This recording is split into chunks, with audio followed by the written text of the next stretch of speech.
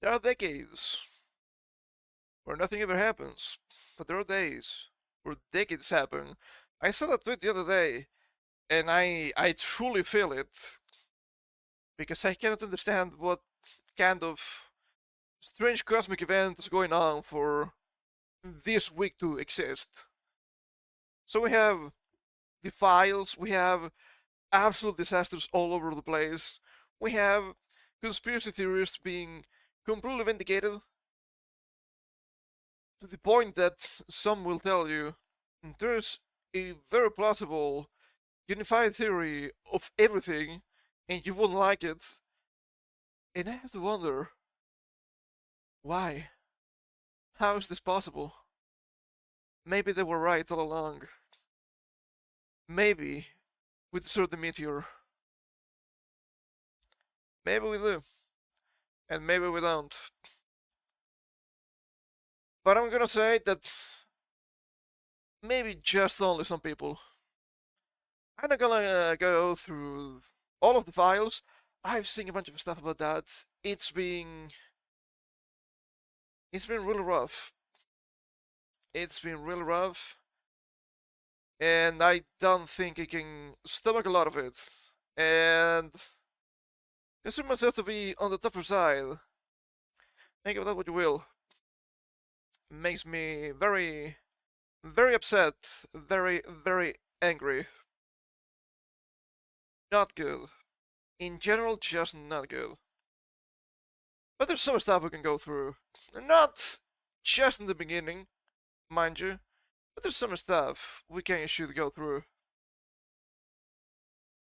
So, I guess, for starters, well, I should mention before anything else, it's been really stormy recently. When I say recently, it's been weeks, okay? So, if there's an abrupt end, it's probably because of that. Maybe the power went out, maybe there has been some sort of uh, how do you call this again? Power surge or something like that, and maybe they messed with me, right? I don't think it's the government, not this time. We will know, but I don't think so. So, please understand, I cannot control the weather, okay? Not yet. But since it's related to something some people have been mentioning, and I've also mentioned, you don't need to virtue signal and you don't have to position yourself. Well, something just happened. Well, just happened, it was from yesterday, but it was kind of new. That's why we don't have music yet. We start with some clip stuff. Anything, the point still remains here, from what I was trying to say. So we have, once again, I bring you Emiru.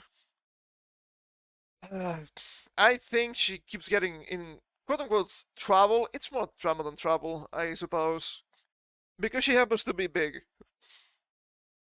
Emiru's has her thoughts on eyes. If you need a streamer who doesn't even know anything about politics to tell you about politics, you probably just need to, like, get off the internet. Uh, that's not exactly what's going on, is it? It's not a case of, you need to educate me about politics. No. It's a purity test. Do you support the current thing, or are you an evil enemy?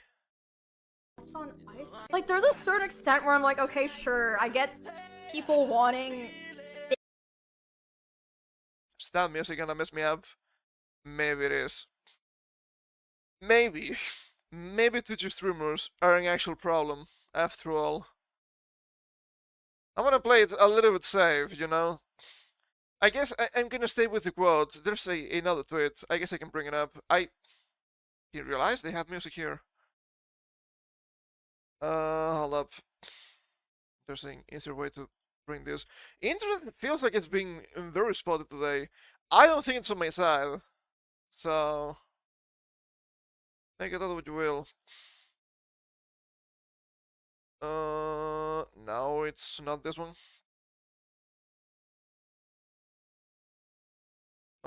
It's not that one. I think there's another tweet. Yeah. This one. Still information is pretty much the same.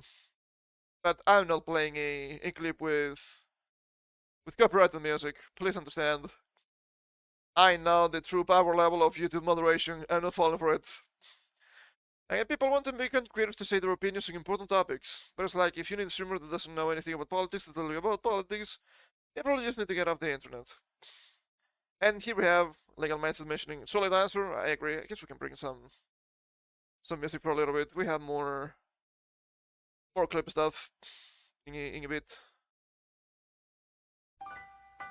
But in the meantime, we can have some tunes.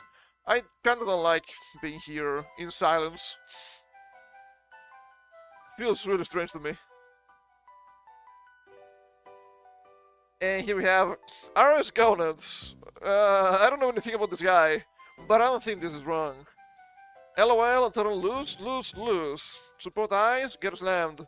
Disable eyes, get slammed. That's the question. Get slammed. Might as well just ignore the question. Even if you ignore the question, you're gonna get slammed. It doesn't matter what you do. Because you have the likes of Denims, which appears to be a Hassan Orbiter.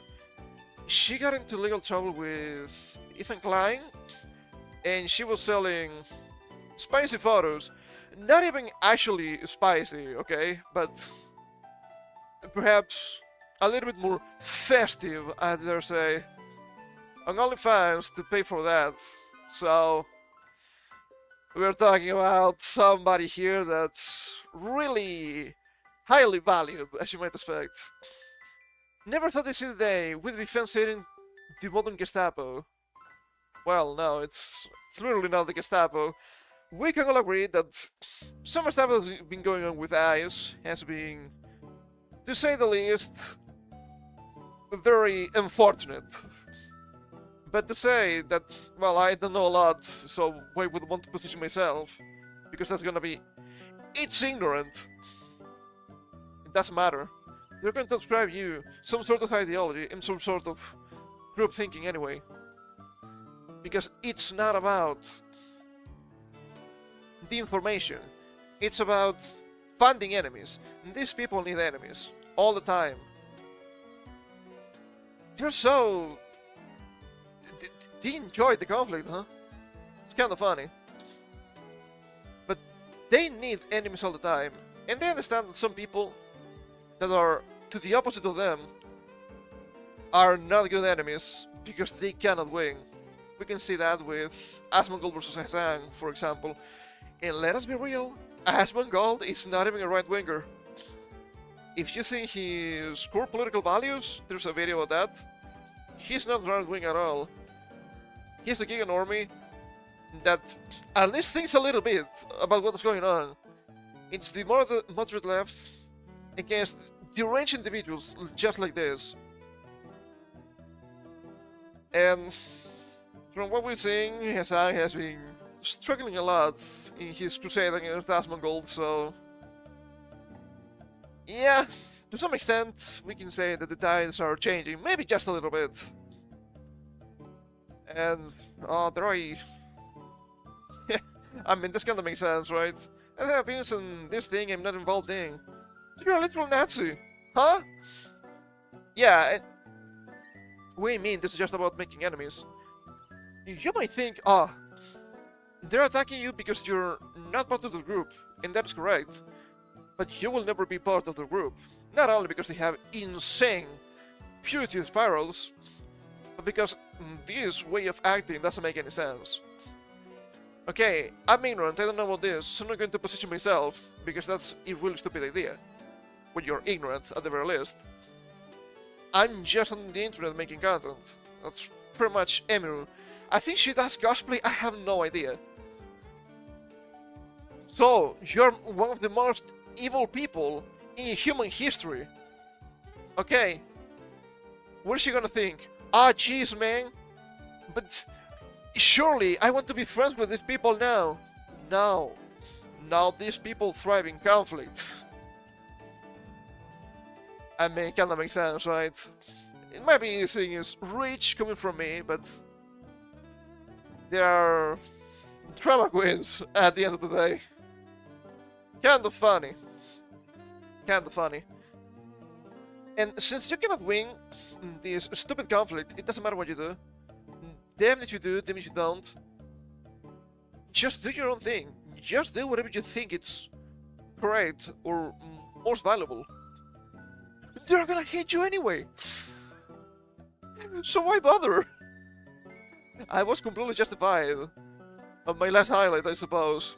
Speaking of which, I know people usually don't enjoy this kind of meta talk, but I think I'm finally out of YouTube baby gay jail. Finally. Finally it's happening.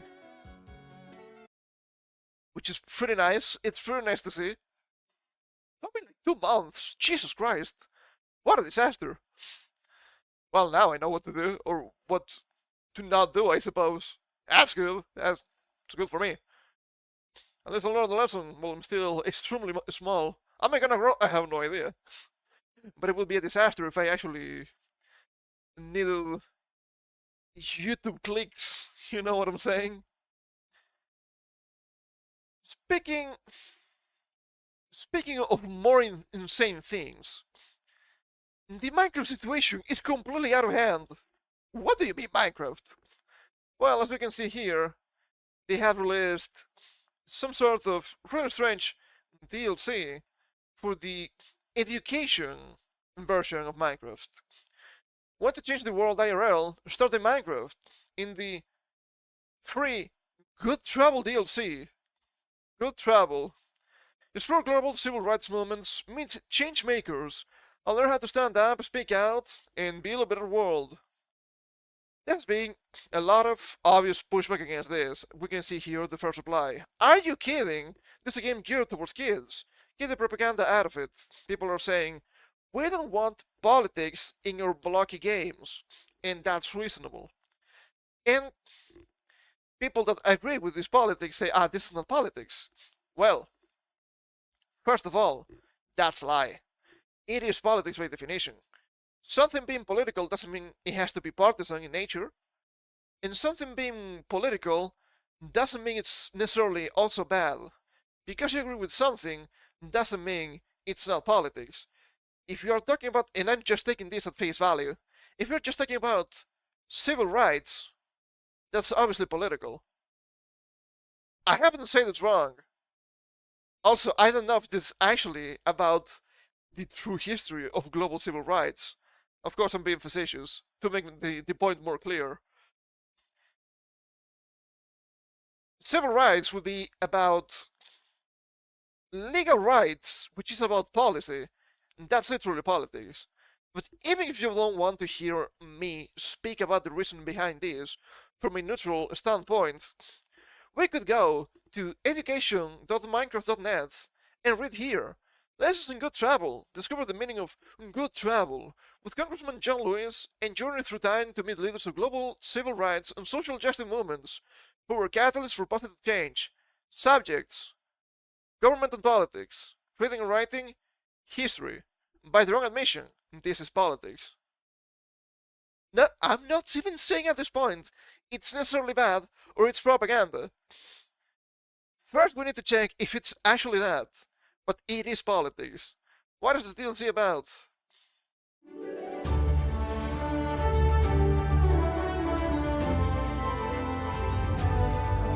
Joe Lewis. Malala Yousafzai. I don't know how to say the name properly. Rosa Parks. Make good travel.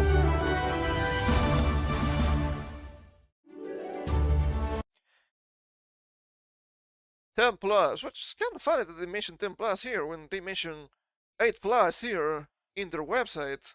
That sounds a little bit strange. And of course, that mention of good travel had people a little bit engaged, and I think that's more than reasonable. So let us read through this. What is going on with this good travel? We have a lot of available languages. Is it English by default? It is. Good for us. A bunch of screenshots here. What about this one? I think this is the screenshot that's being shared around on social media for quite a bit. So, Librarian Maya. Yes, indeed. She was one of the many people that partook in good trouble. You probably remember her as the woman who refused to give up her seat on the bus to white man in 1955. She was instrumental in the Montgomery bus boycott. I don't know too much about the ins and outs of Rosa Parks or if that's actual propaganda or not. I've seen some people mentioning that, well, her husband had a car and she wanted a free ride on the bus. None of that is true. Just repeating what people say, which is strange if true. So, learning objectives. This lesson uses historical events and leadership principles to help students understand how civic action, moral courage, and good travel have shaped society, and how similar principles can guide their own actions today. Students will study the essential question: how have social justice and civil rights movements around the world influenced positive changes in society or in a community? I'm making my judgment already, because with specific types of people it's always the same. It's always, in the end, justify the means. So, since this is seen as a positive change, I'm not saying it's not all the time. I'm saying that some people see themselves as just the heroes of the story, always morally good. Therefore, everything they do is fight evil. Everything is justified against evil. All it's Sith, dealing absolutes, I suppose. Spare me, okay? Spare me for this silly pop culture reference. There are lessons in good travel. Students will experience good travel to build skills in civics and citizenship. Here's the cinema to Montgomery marches and John Lewis's life as it learns to explore civic action, moral leadership, and the broader global movements that shape societies. Leadership and efficacy encourage students to recognize that individual and collective leadership can drive social or political change. Good travel as active citizenship. Once again, this is just portrayed as good travel. I'm assuming it's good travel because you agree with it.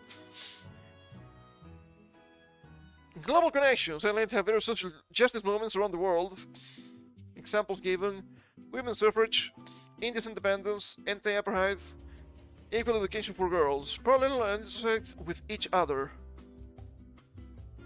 I mean, I don't know, man. Good travel, are we gonna talk about the bloodshed? Probably not.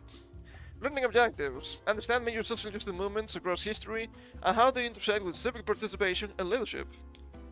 Identify key leaders, events, and catalysts of social justice movements.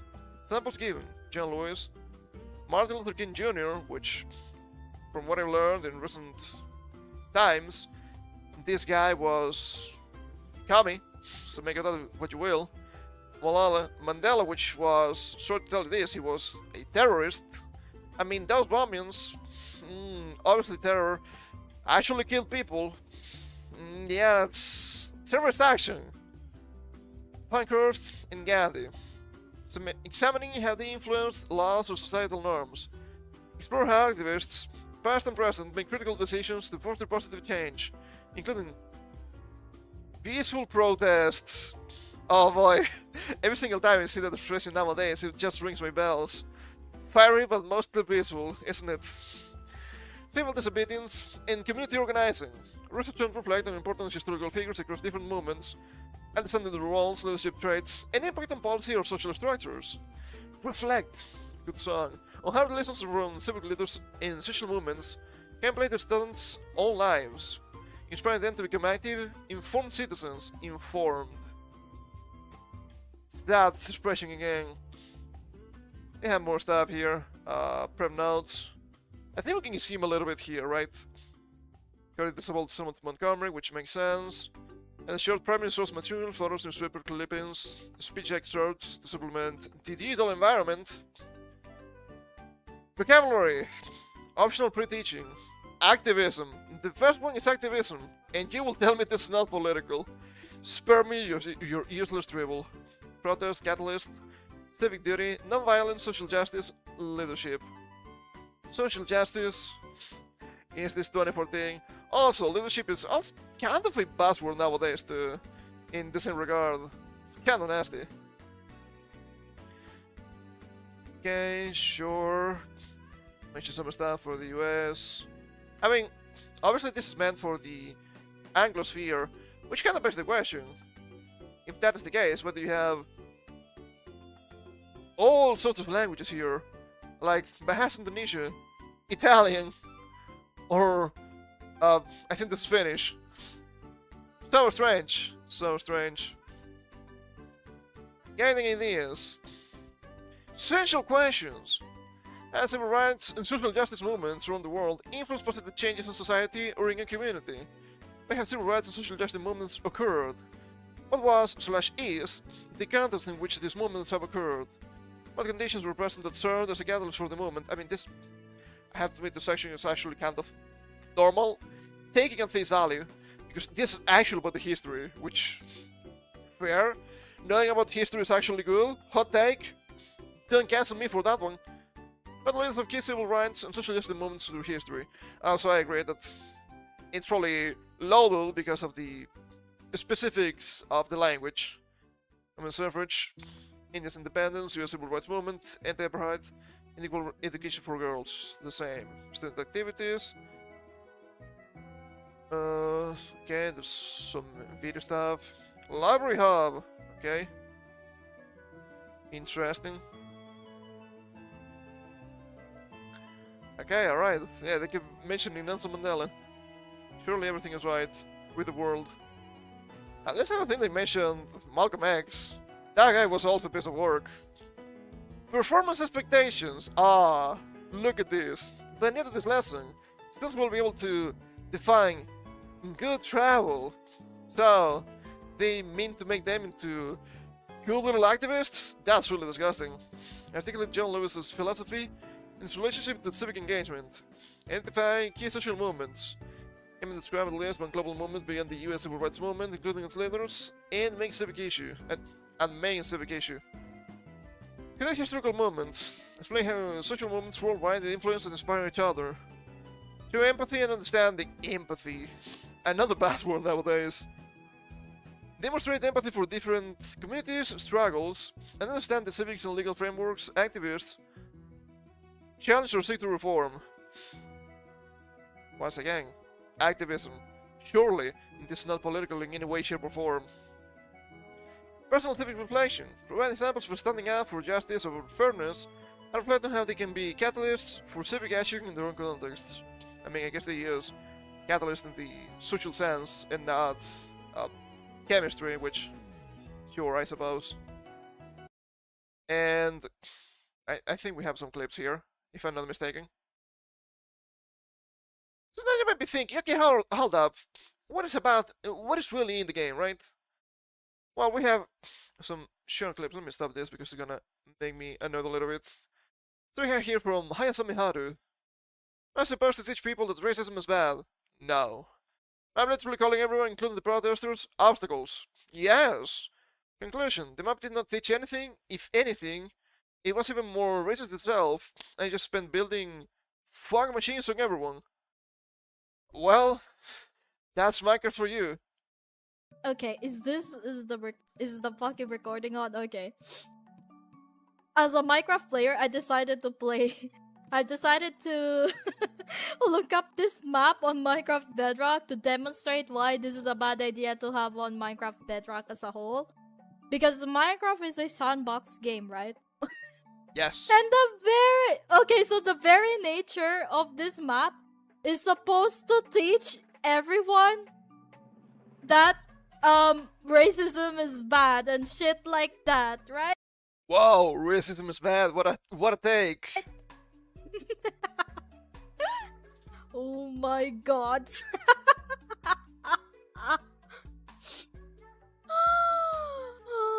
You guys don't know anything. That's all I'm going to say. You guys don't know anything. So let me demonstrate to you guys why this map doesn't teach anything. It just fucking amplifies racism. Many such Look cases. at this! But with the mouse and keyboard to help navigate around the obstacles. And you have here the anti-riot police on the side, and a bunch of protesters, which most of them appear to be minorities. Hilarious. Oh my fucking god! The tutorial, literally at the start, literally at the fucking tutorial stage. They told everyone an obstacle, including the black people and everyone who are protesting in the fucking crowd, rather than calling them people. They decided to call them obstacles. It is pretty funny. Once again, you will never be as racist as an anti-racist. It keeps happening. I don't know how, I don't know why. But it's such a common occurrence. Oh boy. Let's previously replace a little bit. This could have done... Could have been done, I suppose, right? It seems to be a typo here. From the accent, I'm assuming she's like German, but could be completely wrong. This could have done with making something that touches objects like this. Refer to humans as people. You're asking too much already. And obstacles are objects. This is a serious matter you're trying to touch on. Do not do this in a sandbox game and literally manage to unlock fucking creative mode and proceed to make fuck machines everywhere. Well, that's Minecraft, so that makes sense. More videos. Read the book. Which one? Let me open this up for more screenshots. Except for the ones who say, that's a nitpick. Hold up. Have you still right and broken? AF, you're welcome. They don't care. Is it really that bad? Hold up. I haven't seen this one yet.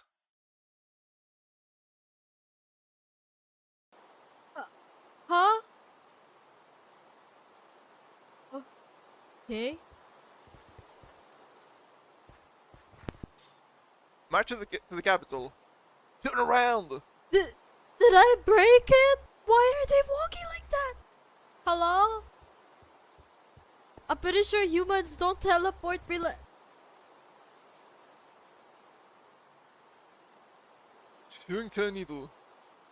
I think I'm in the presence of demonic beings. Oh my god. What the hell? And she said it on me. Why are they teleported like that? Hello? I just went AFK.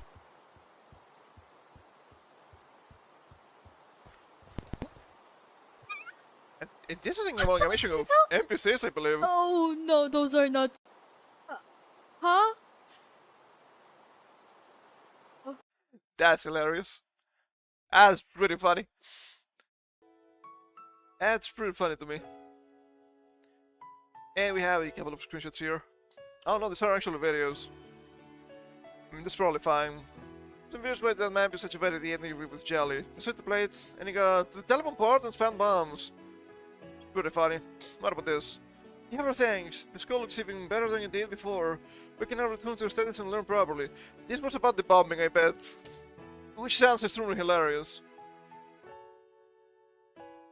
Related to this, I suppose, to some extent, we have another strange announcement. The Microsoft Safety Council has just been announced. Safety Council, by the way, that sounds a little bit strange. Okay, that seems a little bit small. Picture of plenty of micro characters in a green background. That didn't load. The Minecraft Safety Council, bringing together industry experts to build a safer Minecraft. Safety has always been an important focus at modding studios. That's why we're taking measures to ensure that the Minecraft universe is a welcoming and safe space for everyone. From our players-first community standards to our world-class moderation team, we're constantly working to create a great experience for our players. It's impossible when it's literally a sandbox. The game is what you make of it. So this seems really stupid. It usually is. Introducing the Minecraft Safety Council. The Minecraft Safety Council comes with one ever important purpose: to foster safer and thriving multiplayer experiences in our games. The Safety Council consists of industry experts who discuss player safety best practices, exchange insights, and look at new approaches that can guide Minecraft's journey onwards. Their key expertise supports Mojang Studios' proactive efforts in areas like communicating safety topics to parents and designing our games to encourage positive player behavior. The Safety Council includes experts from both within and outside of Mojang Studios, and safety in gaming is important for all of us and the entire gaming industry. I think this is related to a some sort of announcement. I don't know if that's really official or not, but how they won't allow anarchy servers anymore. So much for my bloggy game. Of course, the memes keep coming. Minecraft introduces peaceful protesters, and oh no, they burned down the village! Exactly what I meant. Fiery, but mostly peaceful. And of course, I couldn't finish this without talking about the jelly fiasco, right? She never mentioned on May her opposition to something like this. Ah, but it's for education purposes. Well, don't you think that might be a little bit of a problem? When, at the very least, it's extremely broken, and you cannot tell me it's not at least a bit propagandistic. She says here, screw it, man. I think pushing politics in my children's sandbox game is disgusting. Especially when it's disguised as education. Not wrong. I play my stupid blog game without having to engage or associate with any of your stupid political garbage that I literally do not care about. To be fair, it's not being pushed on her if she plays whatever because it's an optional free education DLC for schools. But that doesn't detract from the point that it has to do with the game. You not saying it directly doesn't mean the game is not involved. I'm just so tired of saying it. Why does it even matter to push real world matters into my blog game that the players get from the real world? And if I buy and play the game, can't be seen as taking a side because the dumbass, stupid boss blew up? Stupid people in power moment. Not wrong. She didn't say anything wrong here. But alas, some stuff is not allowed, not even in Face Connect. Unimportant notice regarding recent events. Thank you for understanding. As we can see here, 6.4 thousand likes, 4.6 thousand replies. People are not taking their side.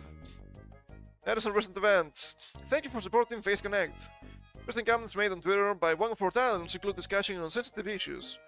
Following an internal review, and these comments were taken down. We sincerely apologize for any issues caused by this incident. And here comes the main problem. Which I really disagree with this, because she didn't say anything wrong. But the main problem actually comes from the next paragraph. Face Connect's focus has been and always will be providing entertainment through different personalities and a wide range of unique content. We do not tolerate racism, hatred, or bigotry in our communities. Now you're implying that what she said or did was tolerating racism, hatred, or bigotry in any shape or form, which is completely wrong. Thank you for understanding and your continued support for Face Connect and our talents. Face Connect team. Please do not react to any questions regarding recent events to any of our talents. I think that is correct. Do not be a clown. There's no understanding. You will simply start to fade. I've seen some people mentioning that. It's possible. This proof of why we need to keep the rain season coming full throttle. I mean, Scratch Point is a little bit too spicy sometimes. Can't retarded. And surely, this is the end of the story. And nothing wrong will happen after this. Just ignore everything else. This is the end of it.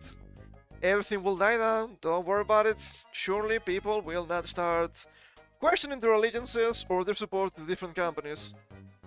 Which is sad to see, because I don't dislike Face Connect or the talents.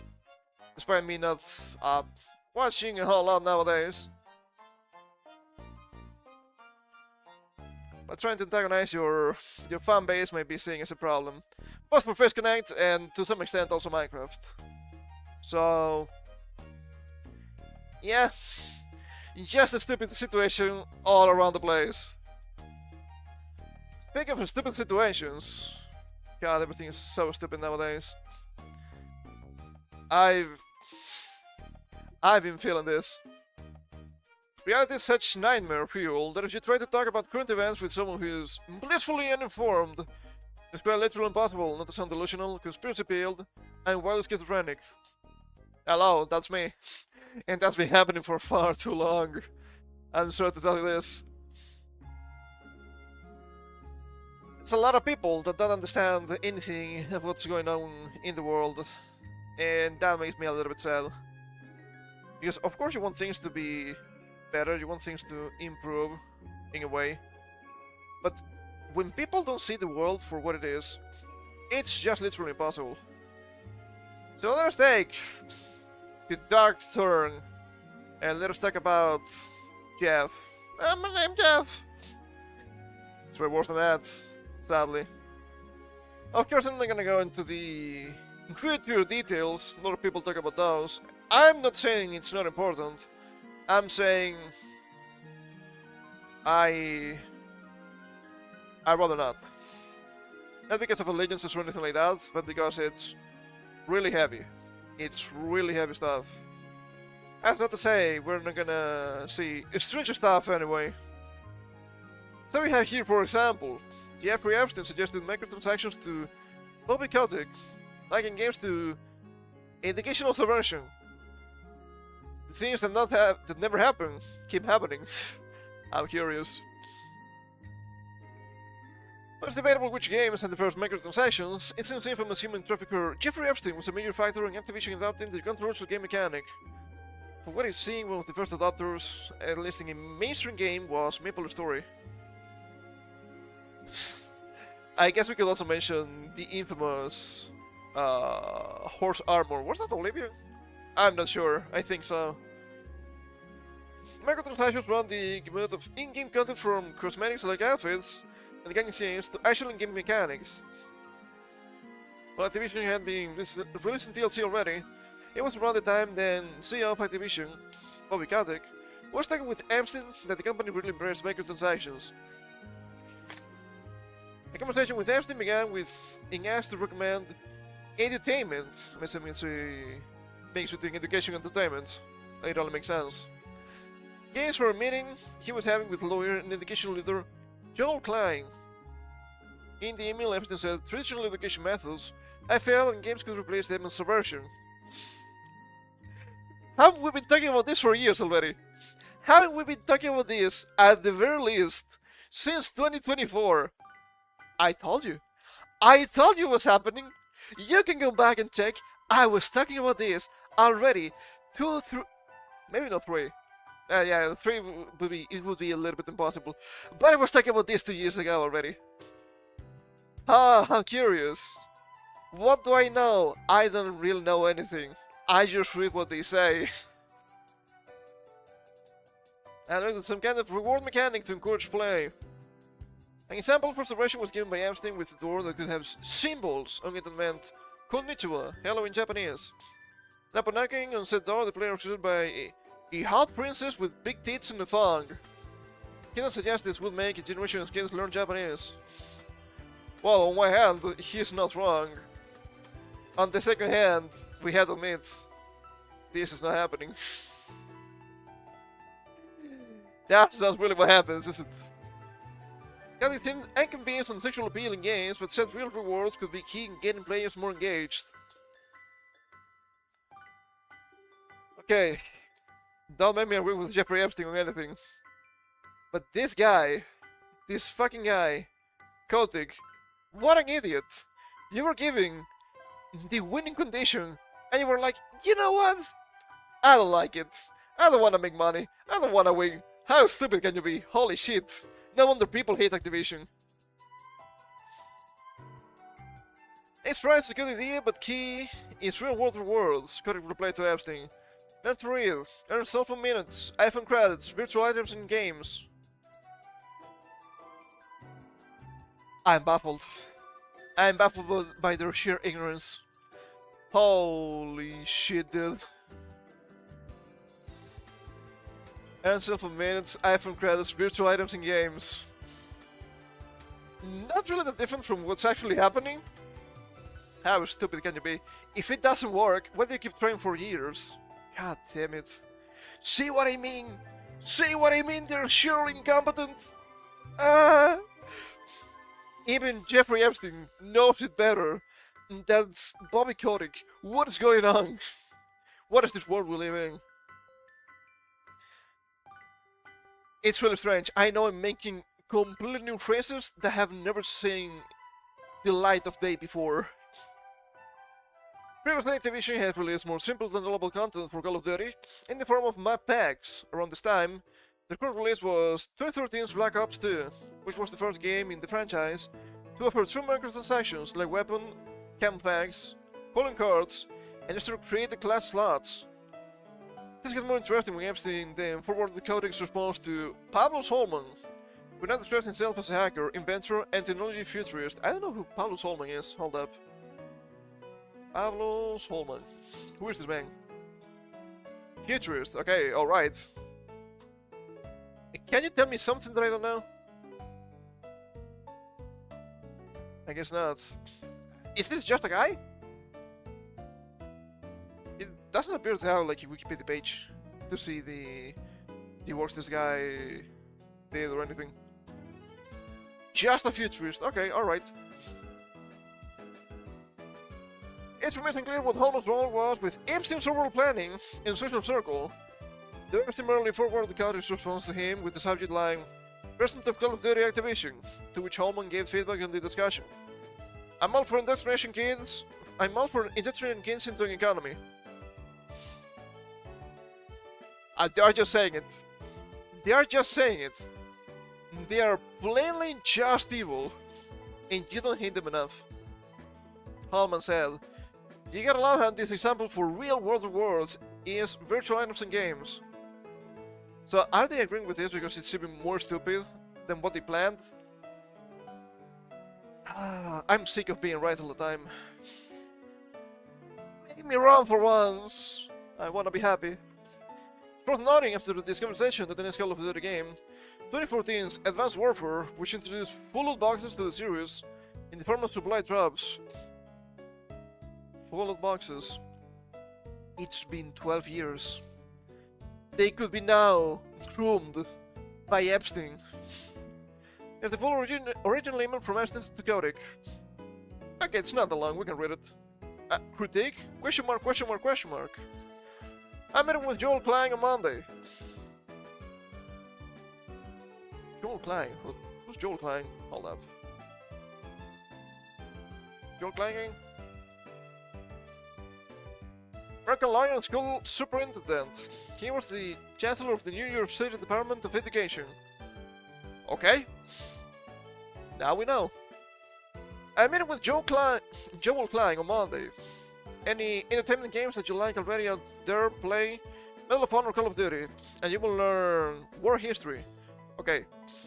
Alright, hold up. I need to preface this, because people know I'm ESL, people know I make mistakes all the time while reading. I've seen these emails. I don't think this part is necessarily from... Well, I'm not sure. It is from Jeff. That guy is incapable of reading correctly. If you thought you've seen dyslexia, let me tell you, you haven't seen anything yet. It's really rough. So if I choke, please don't be too harsh on me. Here's what I've been thinking. I think this has been redacted a little bit to be more readable, thankfully. Here's what I've been thinking. Video games are already great at teaching. If you don't assess your level and putting an appropriate challenge right in front of you, the game fails. Well, this is not wrong. Funny enough, we're talking about different things, but the point still stands. What about the design? No, absolutely not. Just too hard and you get frustrated and quit playing. Too easy and the game is no fun. Too easy and the game is no fun. Why are you making me agree with these insane lunatics? They are not wrong. They are not wrong. I mean, they're using this for an insane agenda anyway. But it's right. Too easy, the game is no fun. That's, in 8 words, the current problem with gaming. True insanity. That's exactly what a good teacher or tutor would do. Fundamentally, the thing that works is a one-to-one student-teacher ratio. If you have a shitty teacher or tutor, you will learn a lot because that person gets to know you and challenges you at your level. If this wasn't about from 2013, I would believe this is about AI. Holy moly! That doesn't scale, but computers do. We have to use computers to replace teachers, or at least augment them. It might actually be about AI to some extent, when you think about it. This video game... These video games don't try to teach stuff we care about. Well, instead for shooting bad guys. Yeah, but who are the bad guys? It's just a pretty important question. The most game we've come up with so far is to use X-Prize or something like it to look out the existing video game industry. Give out the prize to the game that comes up with the best way of teaching kids anything from normal school curriculum.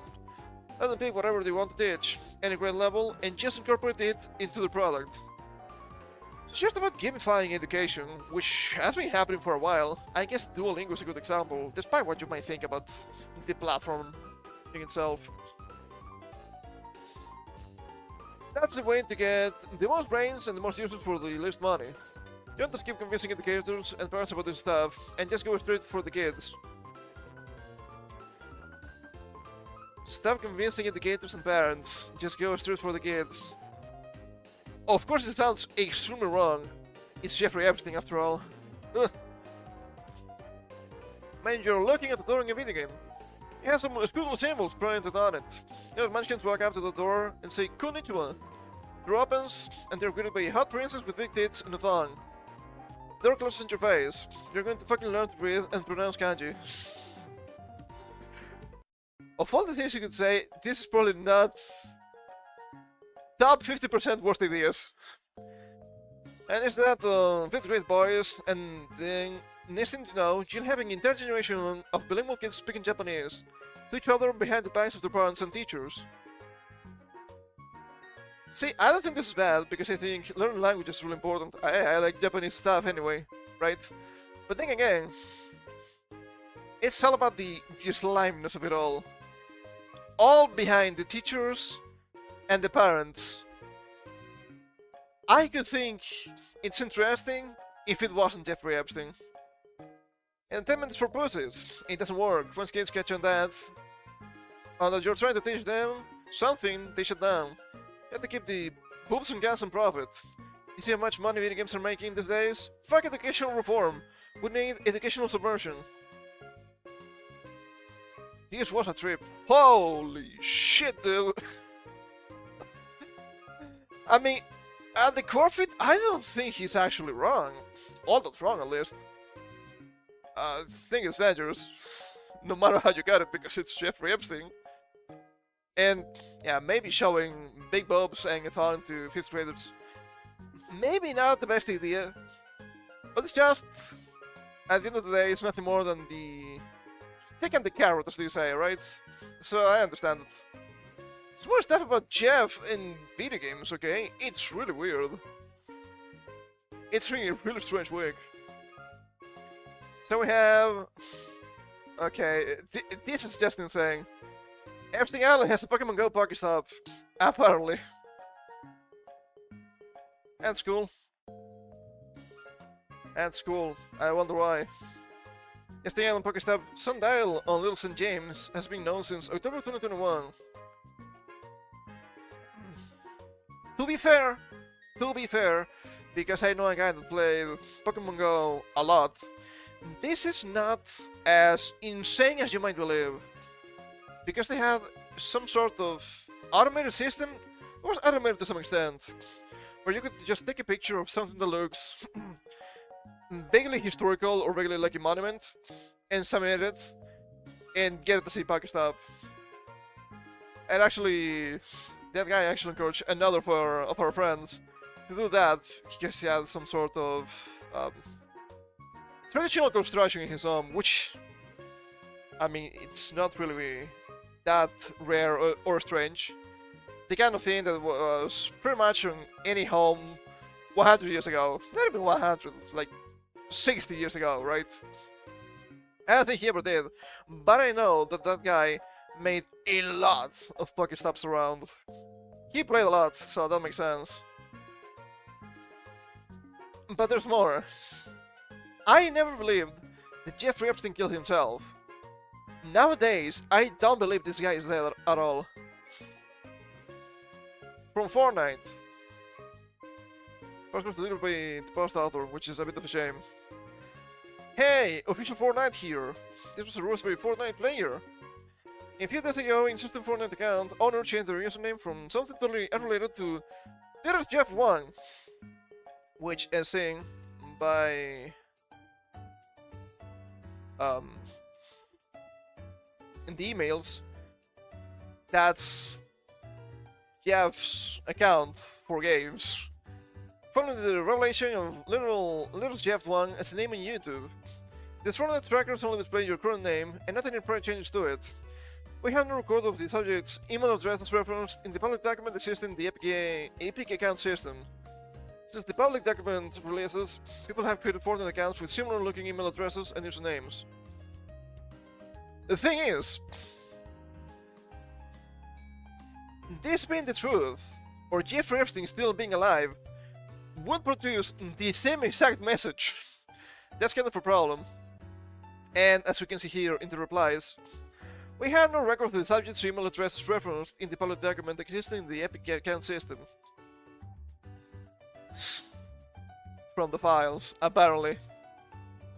May 7th, 2019, 6:30 PM.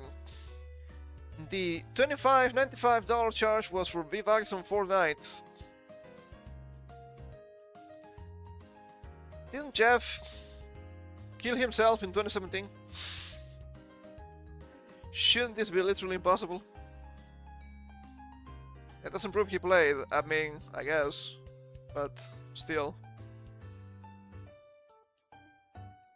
It's really strange. It's also really funny when you see, we can see it here. That's a different thing. There is Jeffrey Epstein account plays Rocket League less than 3 days ago. I don't know if they had the flag here. They do. Can we see that with the cropping? We can. As you can see here, it's a flag of Israel. I don't know if they actually have geolocation or not, or if this is self-described. But it's really strange when we know this guy was playing World of Warcraft and he got banned from Xbox Live. So strange. So strange. Apparently, from what I've seen, I don't know how true this is.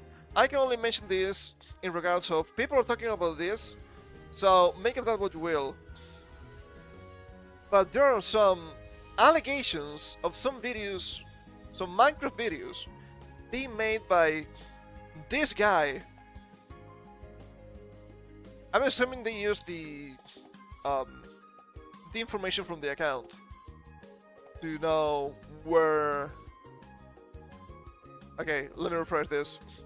I'm assuming they use information from the emails to see the account, the YouTube account. I don't know if it's real, I don't know if it's actually Jeffrey Epstein or not, but it is kind of hilarious. And I've seen the memes, right? It's always the Minecraft YouTubers. Kinda funny. Epic Games controls the server, so Epic Games has its IP and location. Team Sweden has the ability to do something good for once. It's not going to happen. Am I tripping? No, you're not tripping. Again, the island is still playing on his PS5 not knowing what he's doing. Yeah. Yeah, about that. I don't know. I don't know what to tell you, man. I don't know what to tell you. And there's being more stuff related to Jeff that doesn't really have to do with games. Like the fact that he says, near release, Jeffrey Epstein file shows him saying, I represent the Rothschilds. Well, how curious. We also have crazy current Epstein emails, the gold of 4 nugs is completely missing. Seems like yes. We have the email here from 2011. 2011, by the way. Straight from my iPad. From somebody redacted to Jeff. Which says I'm in chief jail for discovering all US gold is gone. A new report prepared for Prime Minister Putin by the Federal Security Service says the former International Monetary Fund chief Dominic Strauss-Kahn was charged and jailed in the US for 6 crimes on May 14th after his discovery that all of the gold held in the United States, bullion depository located at Fort Knox was missing and /or unaccounted for. Oh boy.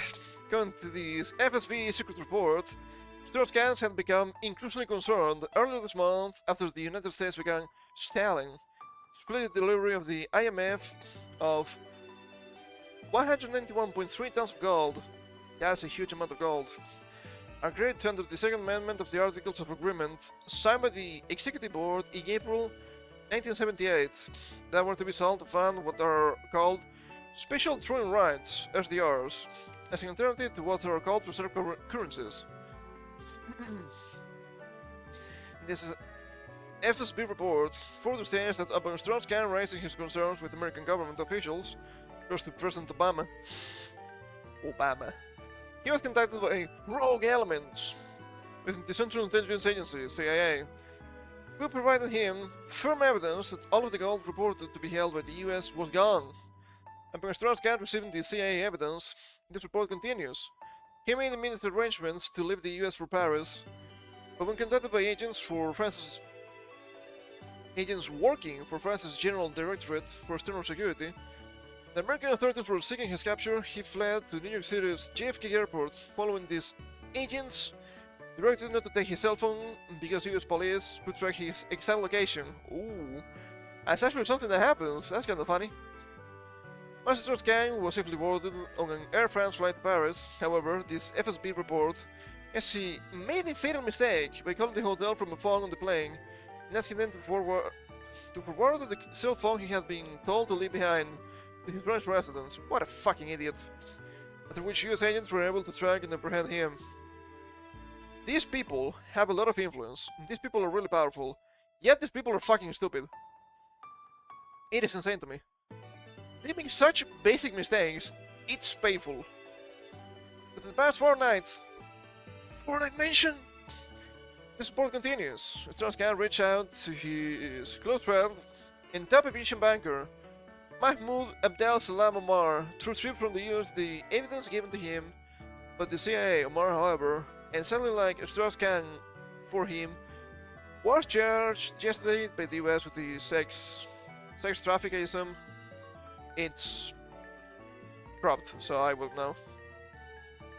That's kinda fucked up. That's kinda fucky.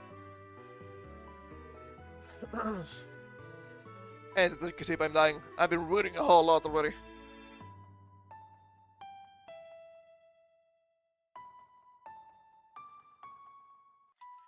Kinda feels like all of the conspiracy theories are coming together. Are they real? Are they fake? I have no clue, but I wish to live. We also have something that I think it's been pretty interesting regarding the Jeff stuff. Some people are copying and moaning the current state of politics and discussion, I guess. Because, apparently Jeff talked to, what's his name again? Moot, the creator of 4chan. Just the same month where the board poll for politics was launched. So that means everything that's not the extreme communism is just a psyop by Jeffrey Epstein.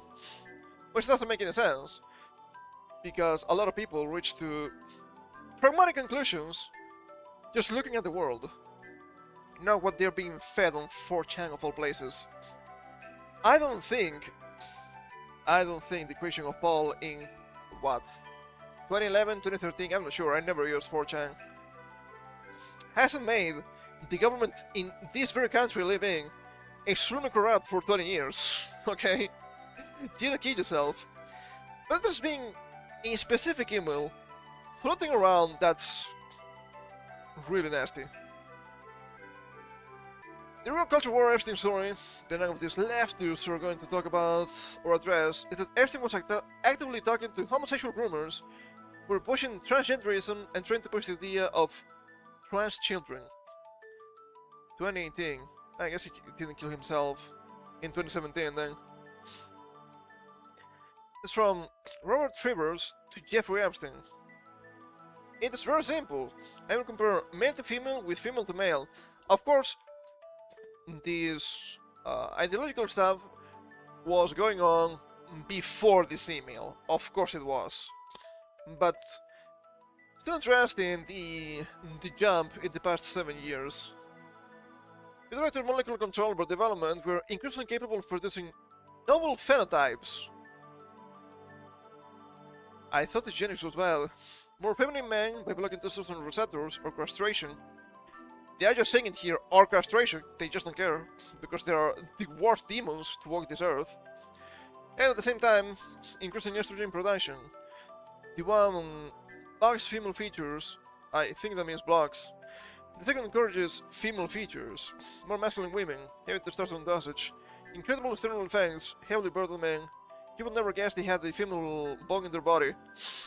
That's a massive cow, but I've seen the images, you kinda lie to me. First kind, male to female, is 4 times more frequent than female to male. It was always a fetish. It was always a fetish. The first is attractive. He's a woman with a cock. But if your fantasy to suck a man's dick, otherwise, you're completely heterosexual. It would be much nicer if the rest of the organism is female. Then you get the best of both worlds. Literally fetish. This is about kids, by the way. It's mentioning it here. 3-year-olds. Literal kids. Small kids at that. Some of the transsexual women are very attractive and instantly make money, which in turn the promotes their prostitution, since they have to pay hefty fees for injections every week.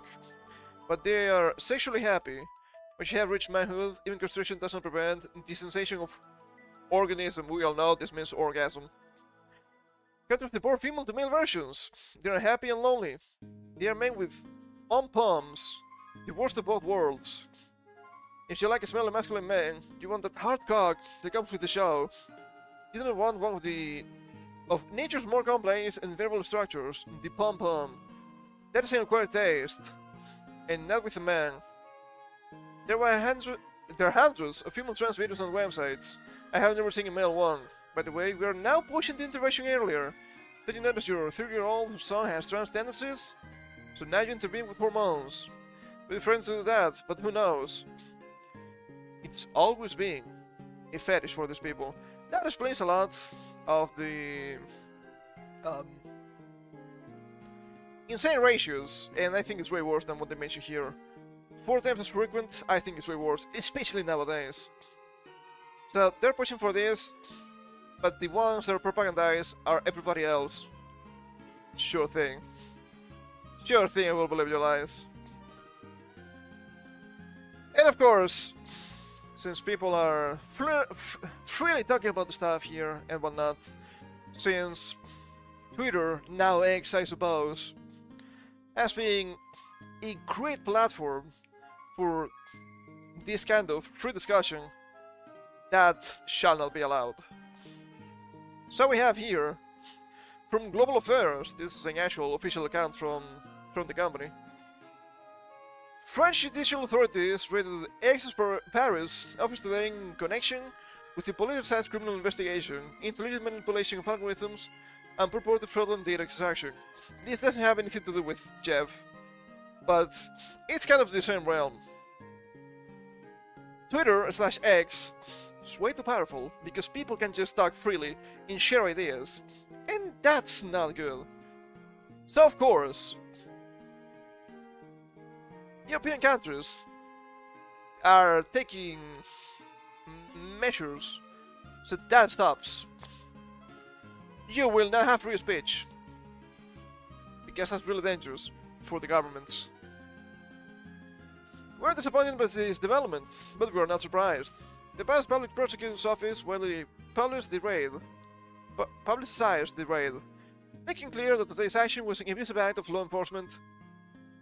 Twitter designed to achieve illegitimate political objectives rather than advance legitimate law enforcement goals, including the fair and impartial administration of justice. The Paris Public Prosecutor's Office is fully attempting to exert pressure on excess senior management in the United States by targeting your French entity and employees. who are not the focus of this investigation. The prosecutor's office has ignored the established procedural mechanisms. I'm trying my best, I'm talking a lot. To obtain evidence in compliance with international treaties and nexus rights to defend itself. These procedural mechanisms are well known and used on a daily basis by judicial authorities around the world. The allegations underlying today's raid are baseless and next categorically denies any wrongdoing. Today's raid reinforces our conviction that this investigation distorts French law, circumvents due process, and endangers free speech, and is committed to defending its fundamental rights and the rights of its users. We will not be intimidated by the actions of French judicial authorities today. And here's the French version. It's been really funny, this happening, because of course it's happening, right? Of course this fucking bullshit is happening all the time. But especially this week, we had this raid, we have the Spanish government also talking about this, not just France, how they are going to limit the access to social media to 16 plus, but maybe they also need to just completely ban Twitter/X. And then you wonder, what happened with that? Well, because people were talking on this very site how the Spanish government was trying to just legalize 500,000 illegal immigrants completely for free. They were saying that X/Twitter was spreading misinformation and hatred and hate speech. But you had to ask, is it wrong? Is it wrong what you said? From what I'm seeing, it wasn't wrong at all. However, you're trying to play 3 steps ahead. But we all say it, right? They're trying to say this was bad. Nobody said that was bad. People only said it was happening. You are actually admitting it's bad. So you know what you're doing is actually wrong. You don't hate these people enough. There was also another European politician that weighed in. I think it was from Germany, but I'm not sure. It was just a single tweet that I saw. So I could be completely wrong here. I mean, Germany, imagine that, you know? There's an article here from Reuters. Paris cybercrime unit searches X office. March summoned. Shokanjutsu. French police raided the offices of Elon Musk's social media network X on Tuesday, and prosecutors ordered the tech billionaire to face questions in a widening investigation amid the growing scrutiny of the platform by authorities across Europe. They're only mad because they cannot control it, but they will never be able to control it. There was also somebody else, I think it was a politician from Spain? Yeah, I think that's correct. That mentioned that maybe Europe had to make a rival platform against Twitter/X controlled by Europe. And people were like, yeah, good luck with that. Good luck with that. Do you think people are gonna use it? They won't. And also it's really funny that they think they actually have the capability of making such a thing. I mentioned it before, and I know I'm completely right, because I've seen it time and time again. The government's 10 to 15 years behind in technology. So now, they will not be able to make a proper platform that could rival Twitter. Why not use threads? Nobody uses threads anyway. The Paris prosecuted cybercrime units and mask summoning, which could further increase tensions between Europe and the US over big tech and free speech. I mean, yeah, that doesn't mean Europe is correct. In this case, Europe means European Union, but still. And into a year-long investigation into suspected abuse of algorithms and fraudulent data extraction by Yanks or its executives. Britain's privacy watchdog, meanwhile, also kicked off a formal investigation into Musk's artificial intelligence chatbot Grok over the processing of personal data and its potential to produce harmful sexualized images and video content. Okay, sure, I think this is fair, but it's already cracked down for the actual illegal content anyway, so it's not a big deal. Also, we need to mention that it's really funny, this is happening only now with Elon Musk and not throughout the decades with Jack Dorsey, okay? Because when it was just Twitter, the Bird app, they were actually working with the government. Isn't that funny? The Paris Public Prosecutor's Office is plainly attempting to exert pressure on ex-senior management in the United States, retargeting our French entity and employees. One of the focus of this investigation, instead, we just read that. We can skip the next one. Went through to the raids, mass hitting and posting eggs. This is a political attack. It truly is. Investigation includes sexually explicit deepfakes. Sure, but that's only a pretext, because you're not going for other AIs that can literally do the same. Or other platforms that have the... not even the same, but actually worse problems than this. How curious. What about the pedophilia problems in Blue Sky? Yeah, that's what I thought. Fucking idiots. Well, not fucking idiots, fucking evil. In a statement, the press prosecutor's office, they had broadened the scope of its investigation following complaints over the functioning of Grok. The French Bureau will now also investigate alleged complicity in the detention and diffusion of images of a child pornographic nature and the violation of a person's image rights with sexually explicit effects, among other potential crimes. Every single AI that does AI editing can do this. Okay? Mrs. former CEO Linda Yaccarino were summoned to a hearing on April 20th, but laced it. Other staff were also summoned as witnesses. In July, Musk denied the initial accusations and said French prosecutors were launching a politically motivated criminal investigation. At this stage, the conduct of this investigation is part of a constructive approach with the aim of ultimately ensuring that the X platform complies with French laws insofar as it operates on national territory, the prosecutor's office said. Yeah, that's all nice and dandy, but when those laws completely means extreme censorship and control of the platform by the government, that's a problem that anybody can have with it. The exams are mandatory, that they're harder to enforce on people who do not live in France. At such a hearing, authorities can decide to either shelve or continue the probe, and potentially place suspects in custody. Wandering probes into X, Britain's Information Commissioner's Office, meanwhile, said it was investigating the XAI chatbot, following reports that the Grok had been used to generate non-consensual sexual imagery of individuals, including children. Once again, all of the AI can do this, as long as they do image editing. This has been done before, years ago already, with other AI, but now you only take issue because, oh, we don't like Elon Musk.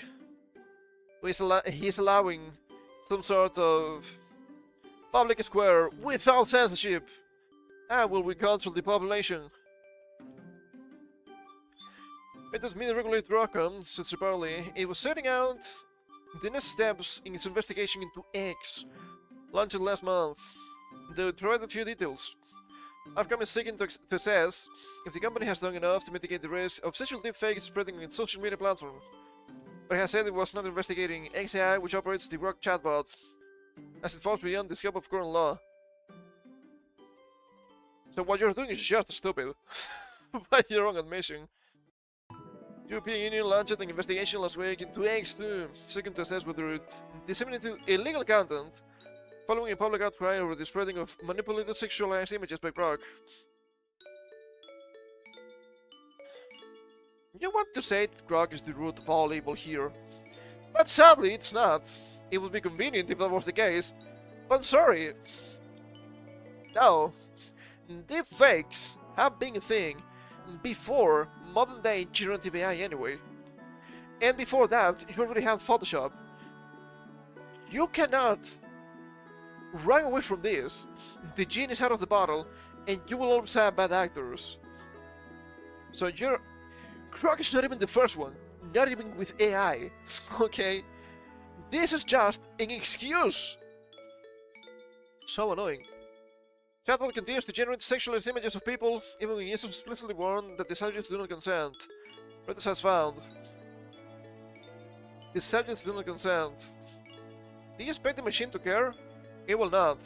Also, apparently, AI has been used so much for sexualized images that you may get explicit content without actually intending to with the prompts, from what I'm saying. Hilarious to me, by the way. Example, some restrictions on Rock's image generation function in response to the backlash last month. You can jailbreak anything if you're smart enough, or you have enough tenacity, maybe. Prosecutor's Office quitting X.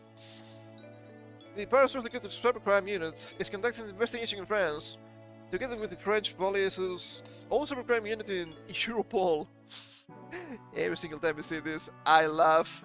I know what it is, European police, but the term's just funny. Europol, it sounds stupid. Interpol is a little bit more scary, at least.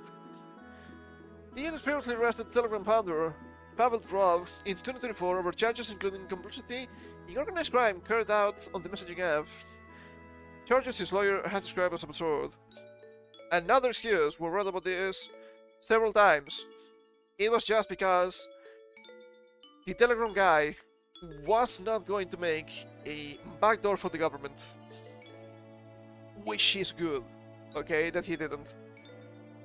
The prosecutor's office had launched the investigation after being contacted by a lawmaker alleging that biased algorithms in X were likely to have distorted the operation of an automated data processing system. I mean, yeah, but it's social media. It's gonna be biased by definition anyway. And I don't like the kind of bias X has anyway. And last Twitter, I suppose. But still.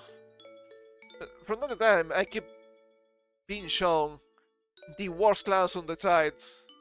Despite me saying, do not show this person again, it happens for a while. It's really annoying.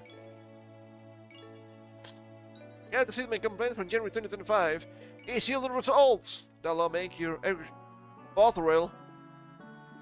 Are you gonna be, so high and mighty when your name is literally brothel? Come on. Sending X. In Europe, and particularly in France, the rule of law means that no one is above the law. What a fucking liar! Have you seen the illegals? Do not lie to me, Eric. The prosecutor's office, as I said, was leaving the X social media platform and would communicate on LinkedIn and Instagram from now on. LinkedIn belongs to Microsoft, Instagram to Meta. And this is the last of it, right? Yeah. It's really fun. I've seen several European politicians saying something like, I'm leaving Twitter, I'm leaving X, I'm leaving this app because it's so dangerous. And I can only laugh. Because of course, only now it's a problem when people can actually say whatever they want. Isn't that funny? Isn't that, dare I say, curious? It is. Well, it would be if it didn't happen all the time. I need to blow my nose. It's really, really stuffy right now. Give me a second.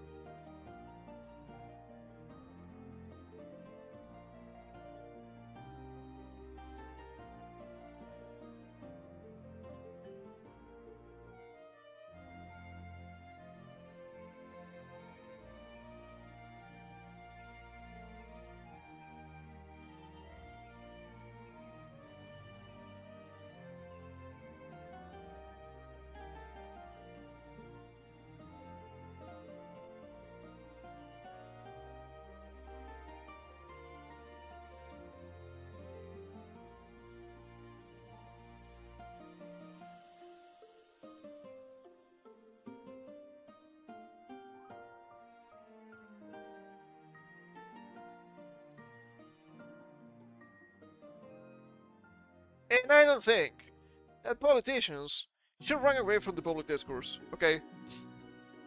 You're the politician, you said something. Usually something is stupid. Why? Because they're fucking politicians, of course. You shouldn't run away from your citizens calling you out. That's actual democracy. They voted for you, and if you do something stupid, they will call you out. That's why I disagree a lot with some of the functionality of Twitter, by the way. What do you mean a politician can just limit replies? How dare you? That's disgusting, and that should not be allowed. But then again, these people running away like rats in a sinking ship. Hold up.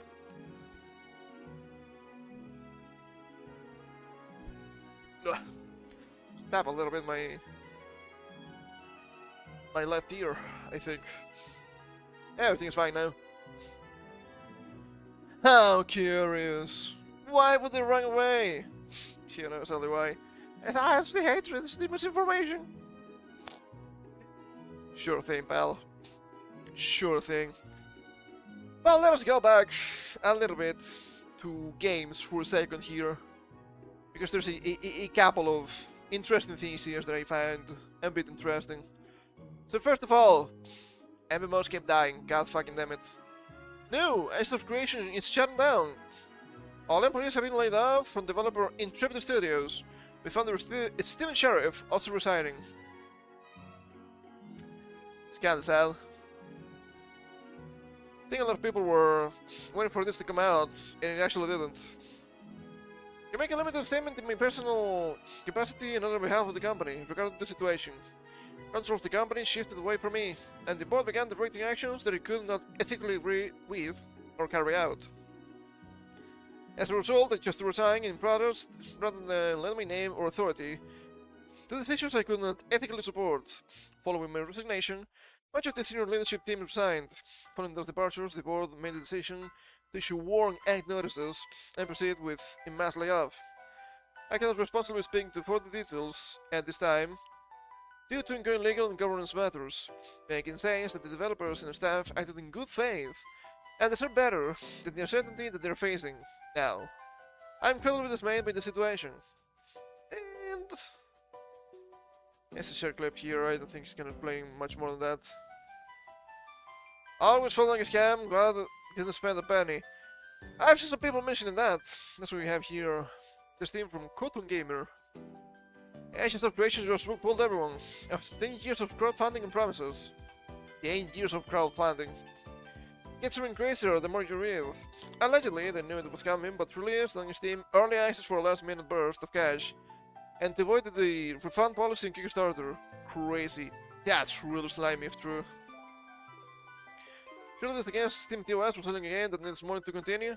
I think it is. That's early access. I know the first refund on the day before. I guess that is true. Pretty rough. Pretty rough, you hate to see it.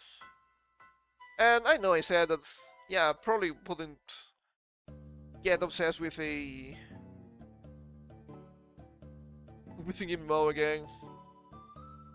Because who has the time or the patience to do something like that nowadays? But still, yeah, rough to see how they just keep dying all the time.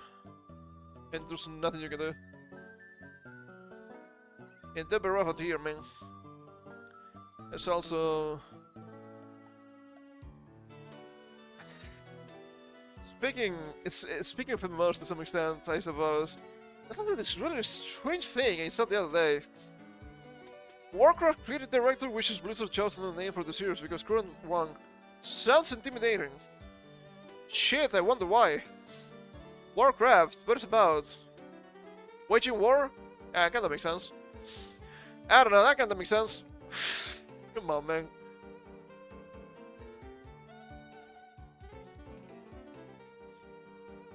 Press promoted to the rank of Orc Warlord, Warcraft 2, Death of the Darkness, Remastered 2024. This is an in-game image. Jeez, I wonder why it's actually intimidating. I wonder. They keep putting people in charge that don't know anything about what they should be doing. It keeps happening, sheer incompetence. In providing a quintessential example of the Western video game industry's increasingly puritanical attitude shift, after serving as one of the original Blizzard team members, who helped solidify the choice, current Warcraft creative director Chris Madsen now reportedly regrets the decision to give the franchise such an intimidating name. I mean, it should be. Games were strategy games about war. What did you expect? I mean, look at this image. I mean, this is probably about war. That makes sense to me. Starting out as writer on the series 1994 debut Warcraft Orcs and Humans before going on to respectively serve as the story designer and creative director for Warcraft 2 and Warcraft 3 Ring of Chaos, after which he would retire in 2016, only to return to Blizzard for his current role in 2022. Matson's new fan name disagreement was brought to public light courtesy of World of Warcraft Vice President Holly Lonsdale. Is that a woman? Is this just a woman moment? Kinda sounds like it a little bit. Nearing the end of a lengthy franchise retrospective interview given to The Game Business, Christopher Drang, and the Blizzard executive was ultimately impressed for her thoughts on what she was hoping to see from Warcraft's future.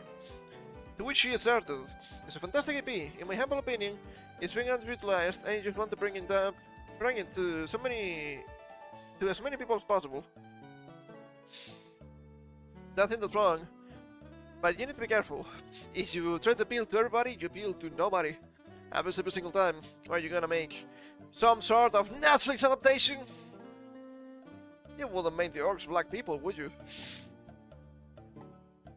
That means evolving what Warcraft means. Oh, fuck me, it keeps happening. What it is and where it's going, she added. We want it to be approachable. But it cannot be more approachable than what it is if you don't change what it is. And then it stops being Warcraft anyway. What a stupid thing to say, but we all know the problem because it keeps happening. On this note, Lonsdale then told her host, Chris Metzen, executive creative director, in something like, "I wish we hadn't called it Warcraft. It sounds intimidating." But I'm like, nobody really thinks that about Warhammer. It's an understood name. It's not really that understood, it's pretty obvious. What's about war? Warcraft, yeah, that's cool. You're not really crafting the war, but you're waging the war. I think it's good enough, right? I'm not too much about Warcraft, maybe I'm making a mistake. I don't think it's about sunshine and rainbows. Maybe the new WoW is. During the revision for Warcraft's future, Lonsdale further explained, this idea of third space in our online worlds. We can't even define what that means exactly, but we're working on figuring that out. We want people to come in, hang out and have birthdays, weddings, raids, grand adventures, play with the friends, meet new friends. All the things that World of Warcraft has been good at for over 20 years. You're trying to make an MMO or a strategy game into like a social media. Completely different. Putting a final stamp on her time with Drink, Lonsdale declared, and at the same time, we want to take advantage of 20 years of stories that have been told and not told, start bringing it out to the world in a broader way. That's my golden vision. Fuck me. Netflix is coming, isn't it? God, I hate being right all the time. We're never going to stop doing the things people love, but at the same time, we have a bigger vision than simply being an MMORPG. But OG Warcraft was not an MMORPG. It was a single-player strategy game. Hey, you're gonna make more of those if you dare. But you did it. Interestingly, Metzen's new discomfort with the Warcraft name is more the result of a general cultural shift than one within the deeper Warcraft community. It's reinforced early in the interview, courtesy of Lonsdale. These guys need proofreading. God damn it, it's always so rough to read this. Speaking of the differences in the World of Warcraft classic player bases, they beat on her host. Classic players are completely different. For the most part, the modern players. They behave differently, they want different things. We don't have a whole lot of crossover between both games. Jeez, I wonder why. Because you keep changing the game and trying to appeal to somebody that's not your actual audience? Oh, wow. Could that be the case? Maybe that's the case. I don't know, man. That sounds really stupid. That sounds really stupid. But next thing we know, they're making a dating sim. That'd be kinda funny. I guess some people could enjoy that one, at least. To some extent, maybe. Okay, what else do we have? I think we have a bunch of just really strange articles right now. So I guess we can decompress from the more serious stuff with some silliness. But let me start with one that I think it's hilarious yet somewhat dangerous. Because the conspiracy theories seem to always be right. No, not that one. This one. Wrong order, my bad. From the Telegraph. No, this is actually Yahoo News, so I have no idea. Our Russia uses neural chips to turn live pigeons into drones. This was supposed to be a joke. But it's not. Not anymore. Russian scientists are developing several pigeon drones that could be used for covert surveillance or warfare. Under a project code name Pay Me Mongrels. BGA-1. Neural chips are implanted into the birds' brains with cameras strapped to their chests and fly past dictated remotely by operators. Imagine what the US has. The technology was developed by a Nero Group, a Moscow-based startup that claims the pigeons outperform conventional first-person view drones, tested their greater range and drones and ability to access hard-to-reach locations. Small electrodes are inserted through the birds' skulls and connected to a stimulator mounted on their heads, allowing operators to steer them left or right by remote control. A solar-powered backpack has a flight controller and connects to a camera on the bird's chest. It says the pigeon drones can travel more than 300 miles a day and can be used to monitor infrastructure, inspect industrial sites, operate in restricted airspace, and support search and rescue missions. The company praised the project as a tool for civilian infrastructure monitoring.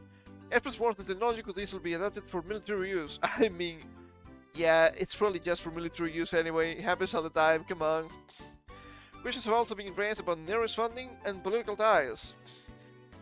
Alexander Panov, Nero's chief executive, has previously lamented what he called the gentle style of Russia's so-called special military operation in Ukraine and described the Ukrainians as Russian, culturally speaking. I mean, historically speaking, he's not that wrong. Mr. Panov has said the system could be adapted to other species capable of carrying heavier payloads or blending to different environments. Next one, cats. So evil. Or even worse, rats. Imagine the plague. That's really dangerous. Currently, the solution works with pigeons, but an bird could be used as a carrier, he said. To carry more payload, we plan to use ravens for monitoring coastal facilities, seagulls, and for larger offshore areas, albatrosses. That's kind of funny. The technology boss, who has described his ultimate ambition as creating a Homo superior to replace Homo sapiens. Do not make a gay joke. Maybe I should. Said the biodrones have attracted interest from Russia, Dubai, and India, including one proposal to use them to monitor power lines. James Giordano, Professor Emeritus of Neurology at Georgetown University, and a Pentagon science advisor, told Bloomberg that, in theory, such biodrones could be used to transmit diseases into enemy territory. Fuck, not pre-read. But you know, the rats are coming. Keeps happening. The pigeons would join an increasingly unconventional arsenal on the Ukrainian battlefield. Russia already deploys trained dolphins to guard its Black Sea naval base against underwater attacks and has reportedly mounted the Starlink terminals on horses to stand internet coverage along the front line. Trained dolphins? These guys have a bunch of druids, what the fuck? Concerns about Nero's links to the Kremlin have intensified following investigation by Team Variant, independent anti-war outlet funded by Russian scientists. In fact, the company has received roughly 1 billion rubles, almost 10 million pounds, in funding, much of it from Kremlin-linked sources. A significant portion came from the National Technology Initiative, a program launched by Vladimir Putin in 2014 to promote Russian leadership in global technology. Additional funding is believed to have come from investment firms tied to Russia's sovereign wealth fund, led by Kirill Dmitriev, Putin's chief negotiator. He has forged close ties with US envoys Steve Witkoff and Jared Kushner, Kushner sounds familiar, actually. Since it runs of peace talks with Ukraine. Who the fuck is Kushner again?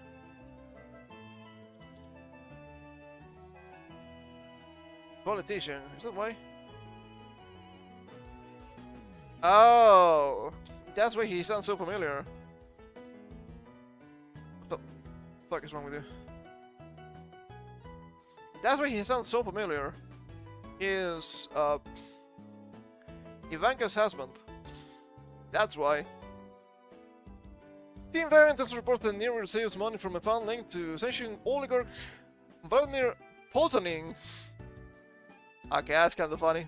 It has ties to Moscow State University's AI Institute, run by Putin's younger daughter, Katerina Tikhonova.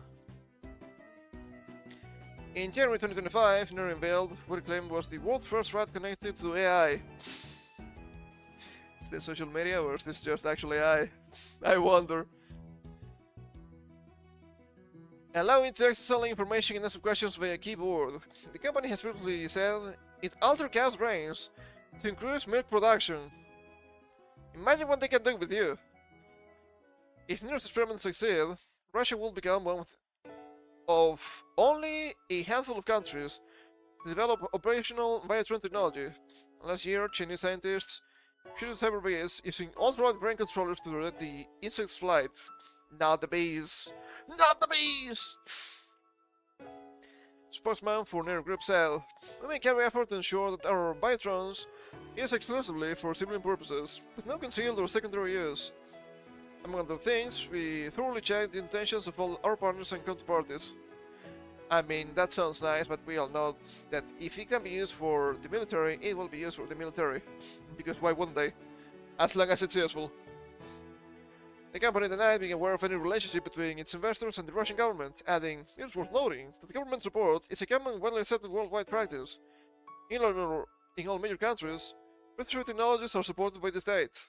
Their group said its founder comments on the full-scale war in Ukraine reflect his private views as an individual and may not represent the official position of their group or its multiple investors.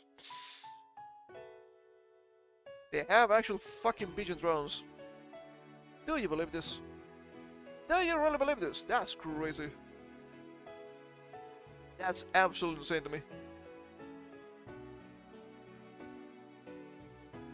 So weird. I don't know how long this conspiracy theory has been running around, but I cannot believe it's actually real, at least right now. That's pretty funny. I didn't press anything, stop it. God, you're annoying. I hate Yahoo News just for that. That's crazy. Look at this. No thoughts, pure AI. That's a bit rough.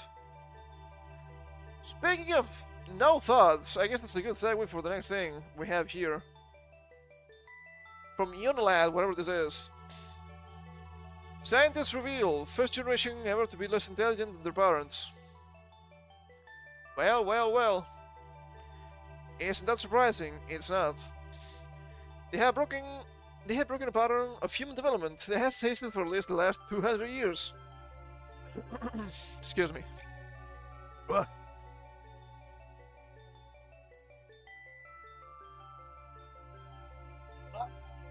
Fuck, I'm dying. For the first time in recorded human history, scientists have discovered a generation they claim is actually less intelligent than the one that came before it. You haven't seen anything yet, pal.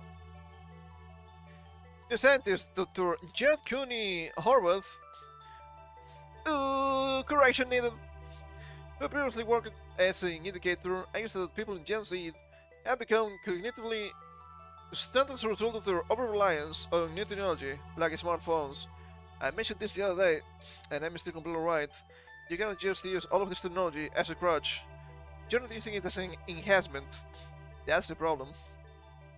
But I don't think it's random, I think it's by design. Records being kept on academic achievement for the past 200 years, this sudden decline from millennials to Gen Zers was attributed to this rapid digital development, with Dr. Horvath explaining before a Senate committee last month This drop happened despite young people spending longer than ever in school. Well, if you see modern school, you also understand that's complete trash, okay? But that's not surprising. Ugh. Kids are the first age group to grow up with easy access to the internet, both at home and in school. Which Dr. Horvath explained asks us the proper laws and skills related to problem solving, reading, memory, math, and paying attention in class. Paying attention in class. Yeah, I can tell. Trust me, I can tell. I've seen it before. The man reports that Horvath told the Commerce, Science and Transportation Committee that this is directly tied to the rise of educational technology in school, where teachers rely on tablets or computers in school as part of the learning process.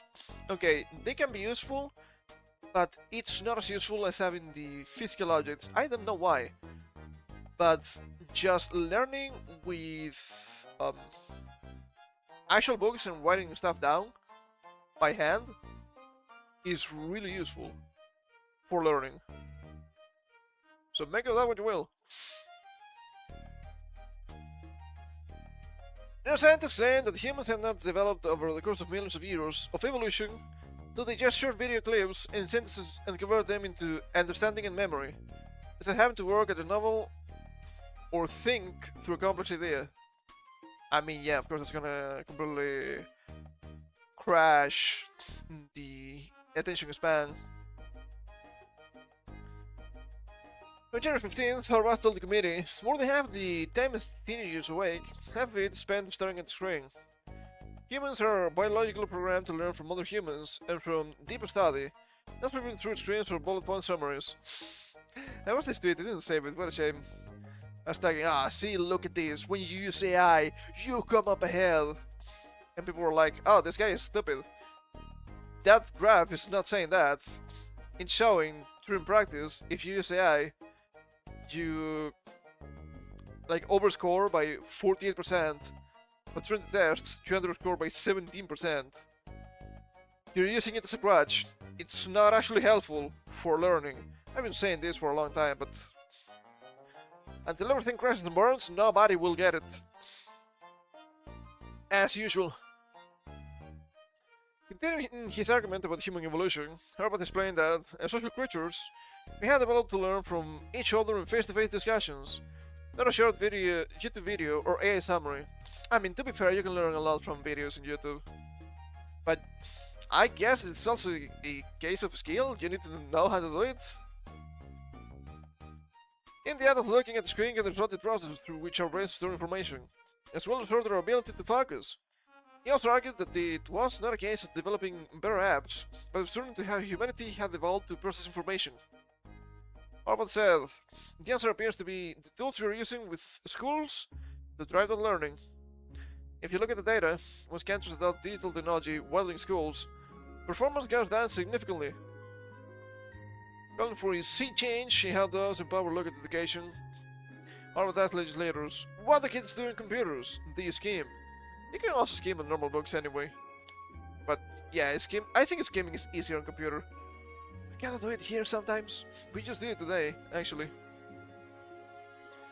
Rather than determining what we want our children to do and gearing education towards that, we're rather finding education to better suit the tool. That's not progress, that is surrender. That's not wrong. To be fair, I can also say that scheming is a good skill to have, but if you're reading something, you may need to read it entirely, and that's a different article. I've seen some people on social media talk about this because of course I've seen. And I've seen people mentioning to this may also be an issue of demographics.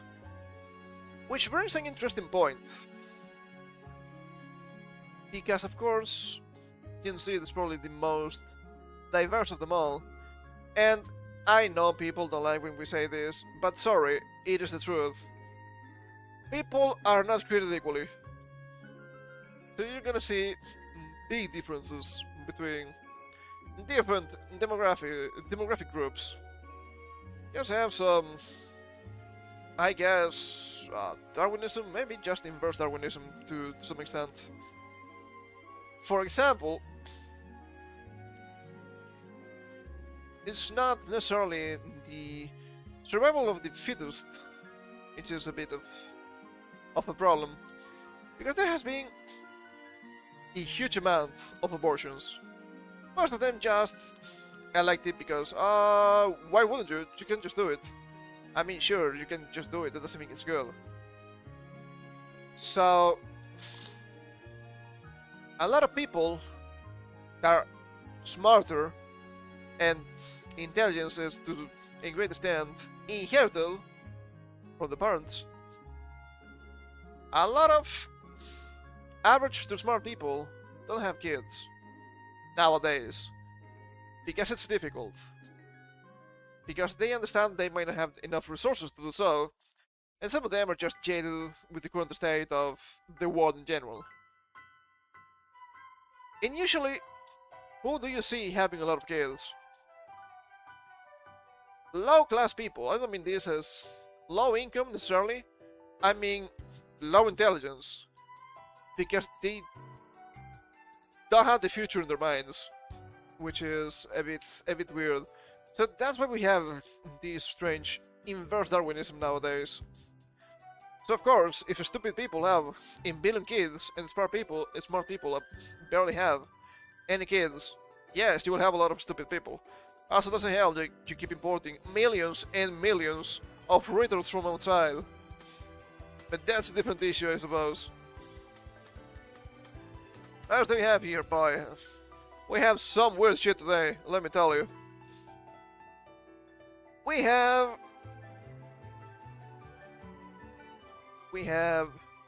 Okay, I'm gonna leave the two fun ones for last, I suppose. We have... Apparently the Bible is real. That's weird. To some extent, I suppose. Researchers' 3,300-year-old Egyptian document hints at biblical giants being real. How curious. Historians are scratching their heads at the resurfaced Egyptian scroll held by the British Museum. Many support the claim that the biblical giants were, in fact, real. Genesis chapter 6 of the Bible is about God's response to the widespread human wickedness and corruptness, which was supposedly caused by Nephilim, powerful beings that were the sons of fallen angels and human women. So they actually have the dingle-dongles, huh? That's funny.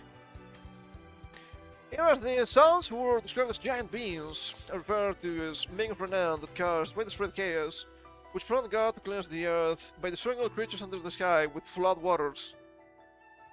I mean, many religions have the flood.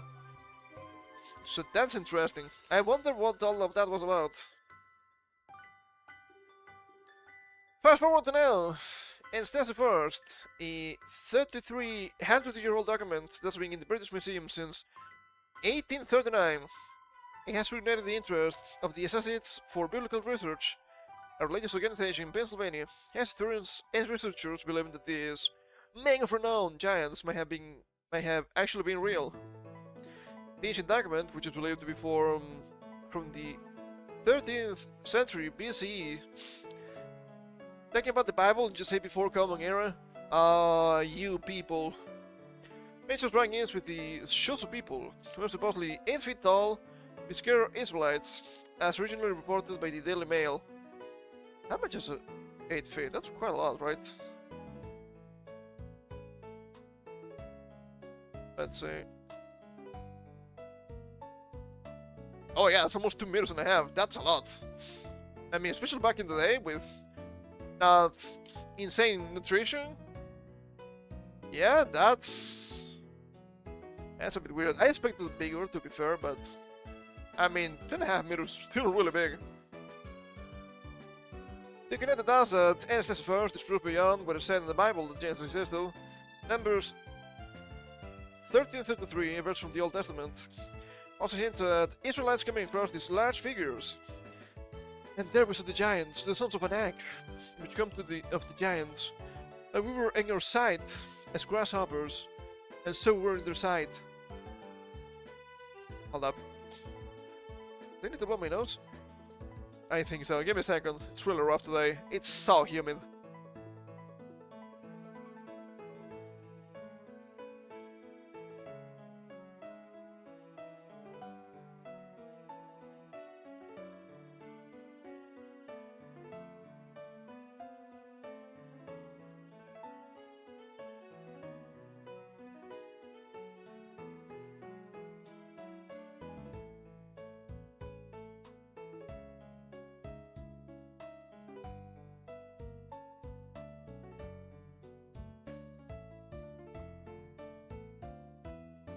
I was just hearing something strange inside of me. Yeah, I think that's way better. The scroll, which researchers believe to be a letter written by a scribe, says, "There are the files infested with shields concealed beneath the bushes. Some of them are of 4 cubits or of 5 cubits. From head to foot, fierce of face, their heart is not mild, and they hearken not to correction. 4 cubits or 5 cubits, tall translates to a figure close to 8 feet tall. All that being said, historians remain skeptical as there is reportedly no physical proof or archaeological evidence that giants once existed. On the flip side, claims of supersized humans from Central America roaming a remote town 90 miles northeast of Reno, Nevada, are still baffling scientists all these years later. Many believe these red-haired, pale-skinned giants to be legend. Some reports of discoveries, and a pair of minds allegedly come across just the human skeletons, some measuring between 7 and 8 feet tall, say otherwise. So there's actual proof, right? There's actual proof that some people are this gigantic. I shouldn't be surprised. They're trying to discredit this because of the people. Oh, you cannot say that it's the people. Come on. How can the people be real if our eyes are not real? Well, I don't know. They get a lot of stuff correct. You can say that with... you can cross-reference it, I suppose. With some stuff like... Roman papers. Did you know that the Roman Empire was still a thing back then? I mean, not 300 years ago, but during the times of Jesus. That makes sense to me. That makes sense to me. Man, nah, you can never have a wing. So weird. They will bend over backwards just to deny the existence of anything being real in the Bible. That's crazy to me. And now we have two strange articles that I think we can laugh at for a little bit. Penisgate at the Olympics. Why inject ass into your penis? And what are the health risks? Huh? Isn't that rather unique? The World Anti-Doping Agency is investigating whether ski jumpers are injecting their penises with hyaluronic acid in order to fly further. Free your dog and fly free. Hilarious. In the quest for Olympic gold, professional athletes endure hardships may seem unfathomable to most of us mere mortals. But those lengths stand to ski jumpers injecting their penises with hyaluronic acid in order to fly further. I mean, there's a bunch of articles, so I guess so. There's the question that World Anti-Doping Agency will investigate. Since such startling allegations emerged first in the German newspaper Bild, in what has now been dubbed Penisgate. Penisgate is so funny. It has claimed that the athletes have injected the acid into the penises to game the system when they are measured for their suits, which is tightly regulated to prevent any athlete having an aerodynamic advantage. Wouldn't that be a detriment? I'm not sure. While the result of the investigation is pending, other questions remain. Why would the ski jumper want to tamper with their penises? Is it safe? And what does it have to do with aerodynamics? Asking the real questions here, okay? What does injecting hyaluronic acid do to the penis? That's the fair question we need to answer, right? Hyaluronic acid is a common filler used in cosmetic surgery, including injections being used for penile girth enlargement surgery. Professor Eric Chung, of course it's Chung, a urological surgeon says, injecting a penis with hyaluronic acid will make it bigger width-wise, but you will need to inject a lot of hyaluronic acid, says Chung, who was previously the leader of the Andrology Specialty Advisory Group for the Urological Society of Australia and New Zealand.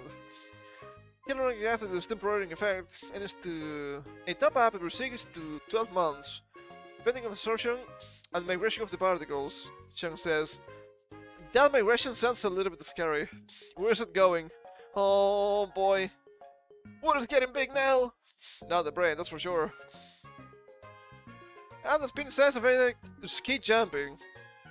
Before the start of the season, ski jumpers had to take their suits made up based on the measurements of the body length, including crotch height determined by an FIS-approved 3D body scanner in the presence of the doctor, stripped down to their underwear and with particular stipulations around posture. I'm gonna wait until I finish this part to ask my question, just in case it's actually answered. The base of that suit is slowly regulated because the total size of the suit can have a significant effect on the amount of lift that you can generate, which allows them to jump further, says Associate Professor Dan Dwyer from Deakin University's School of Exercise and Nutrition Sciences. Imagine going to university just for this. I've seen worse. I guess it's not that bad in comparison. Enlarging the penis with hyaluronic acid could provide the benefit when the athlete is subject to the standardized body measurement process, as the measures recorded of their body would be larger than they may have been otherwise, which then allows them to be permitted to have a slightly larger ski suit made. Dwyer says that slightly larger ski suit has a larger surface area, which can then generate a small amount of extra lift. Okay, so it doesn't really have to do with having a big dong anyway. Ah, what a shame. I was about to ask, okay, but is having a big dong an advantage for ski jumping? I guess not. Right, I guess not. Maybe if you take the measurements while being completely hard? I don't think that's going to happen. It's kinda funny.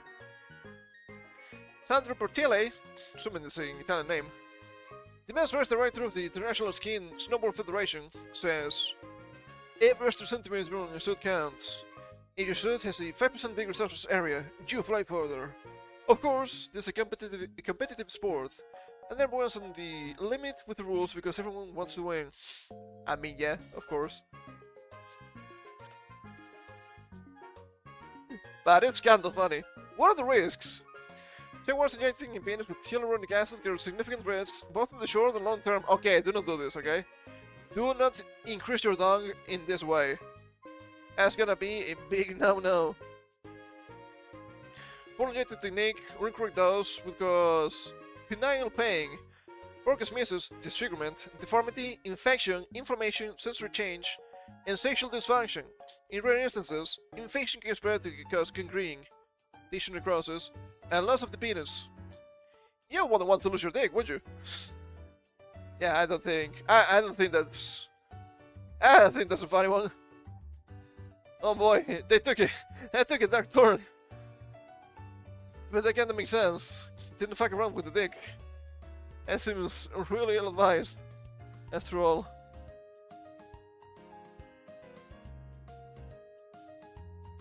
My goodness. What a awful situation. But there's more.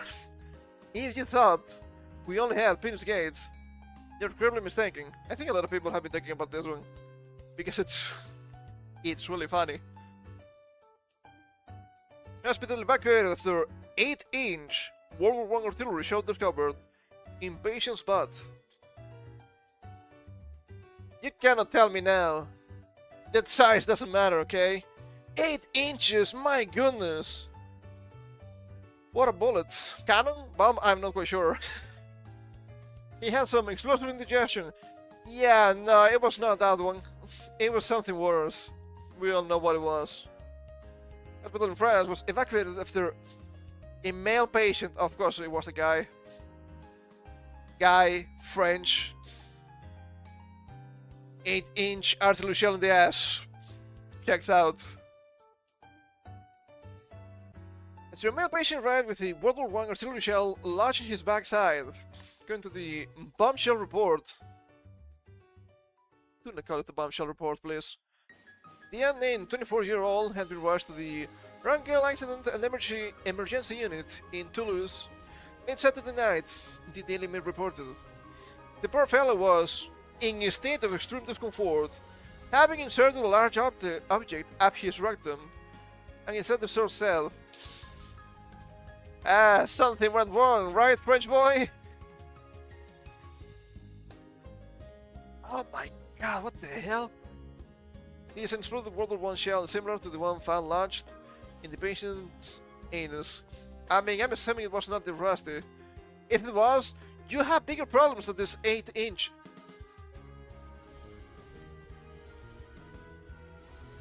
Surgeons conducted emergency surgery, during which they discovered the shocking source of his pain.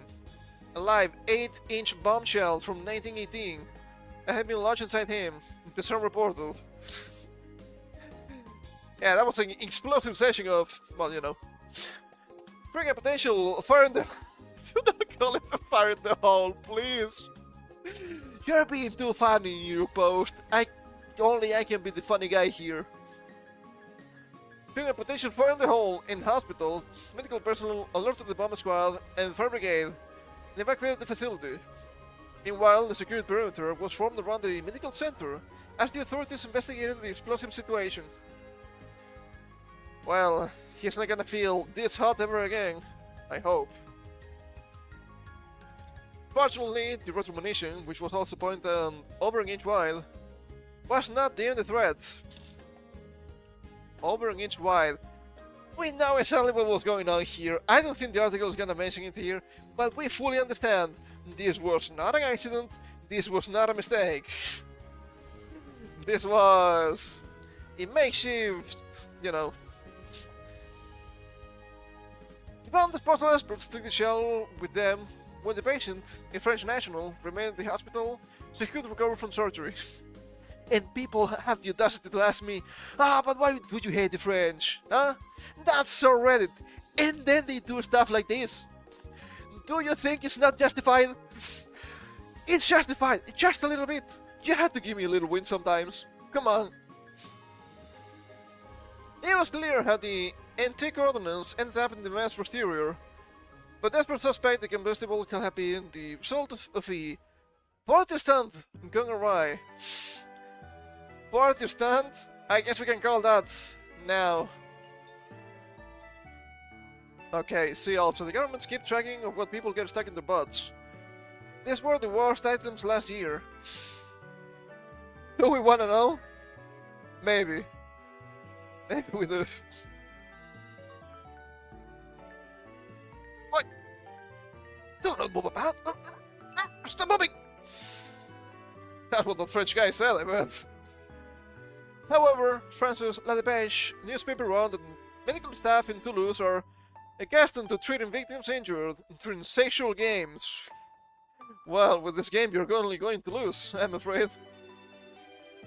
The shell-shocked patient is expected to be interviewed by authorities later this week, while prosecutors are considering taking legal action against him for handling Category A munitions per an officer. I forgot this is France, and of course, this kind of weaponry is illegal in France. Imagine putting an 8-inch shell from 100 years ago in your ass and catching charges because you're handling Category A munitions. You cannot tell me this is not laughable. Shells such as the one found in Miles' bomb were used during the First World War by the Imperial German Army, which deployed hundreds of thousands against the British and French armies across the Western Front between 1914 and 1918. The explosives, which are date-stamped, regularly hung up during the Autumn Harvest, the annual collection of unexploded munitions from both World Wars, which are found on farmland, building sites, and other disrupted land. While the person's backside may seem like a strange location for one of them to surface, shockingly, this wasn't the first at the French hospital. What do you mean it wasn't the first? Huh? Oh, for crying out loud. In 2022, the hospital, Saint-Messé in Toulon, was partially evacuated after an 88-year-old arrived with a World War I artillery shell similarly lodged in his anus.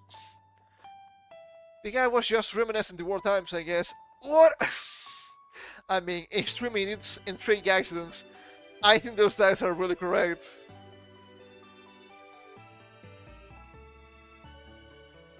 Okay.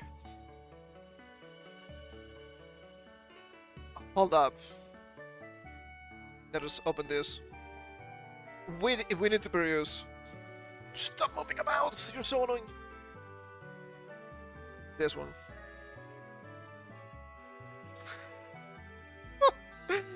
Yeah, that's funny. I need to know if this was also a guy. I'm assuming yes, for obvious reasons.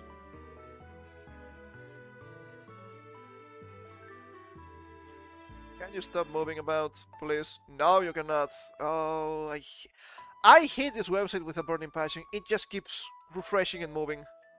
Sometimes for no reason at all. Senior citizen.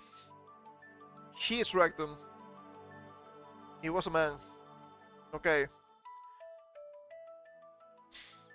You cannot tell me there's not enough gay males in France. Can you fucking stop, you fucking lunatic? Please. You keep reloading yourself for no fucking reason whatsoever. I hate the site. I hate the site. I wanted to bring the next article in archive thanks to that. Oh, for fuck's sake, you're so annoying. They just do it randomly. Archive this, please. You cannot tell me there are not enough gay males in France that they had to resort to putting World War I shells in their asses, okay? I just refuse to believe that's an issue in France of all places. It's just unbelievable. Don't lie to me, it's loading. It's loading now. God, I hate it. You pause sometimes. Just decide to reload everything. From time to time, what are you gonna do? There's nothing you can do, it's so annoying. Well, we get it too spicy, after all. It's loading. Still loading, it will take a little bit. Just understand.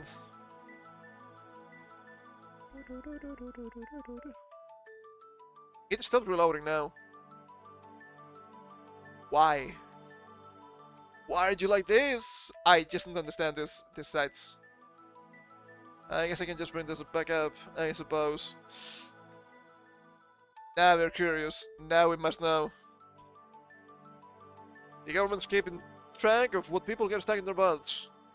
These were the worst items last year. December 26th, 2025. This is not a trend we can get behind. Whether it's due to pure curiosity, misguided ChatGPT advice, or, you know, sex stuff. It's mostly sex stuff, you can lie to me. A shocking number of people end up in the ER every year after putting something up their butt that they very much shouldn't be there. But their secret shame actually isn't so secret after all. The US Consumer Products Safety Commission actually keeps a database of ER visits and what's bringing people in. Meaning the government has an extensive list of every item, every time a patient has said, "Really, dog, I just fell on it." 15 different times, I bet. Of course, the database is entirely anonymous, so the unfortunate soul who lost a corn cup holder inside their rectum can rest easy that no one knows it's them. I bet it's mostly guys too. God, so degenerate. But the factor has gone through the most recent data for 2024 to pick out the most shocking, confusing, and scream-worthy items They were reported to be stuck inside the American anuses. It ain't pretty. Isn't the numerous sex toys, including 24-inch long dildo. Holy shit, dude. The highlights include nails, screws and nails, baseball, reason giving. To see what it felt like, yeah, I bet. Uncooked pasta, egg, okay. I see the Italian Americans here, they were trying to do something. Dog chew toy, dryer sheet, sandal, doorknob, marbles, probably the most normal we're gonna see here. Eyeglasses, rock, bird clippers wrapped in plastic. Reason giving, was feeling constipated for 2 days. Huh? Turkey bastard, do not base yourself. Plastic cleanser bottle full of liquid. Shampoo bottle, reason giving. Flip it in the shower. That's barely believable. Shampoo bottle, reason giving. Was bored. Makes sense. Lubricant bottle. Enema bottle. Aerosol can. Dental pick. Wine stopper. Corn cob holder. Corn cob holder. Highlighter. Invisible marker. 2 pencils. Magic wand toy. 7-inch dildo and pliers just to try to remove the dildo. It didn't work. Broken piece of butt plug and tweezers just to remove the butt plug piece. Film canister. Battery powered light. Battery power light. I think I said powdered.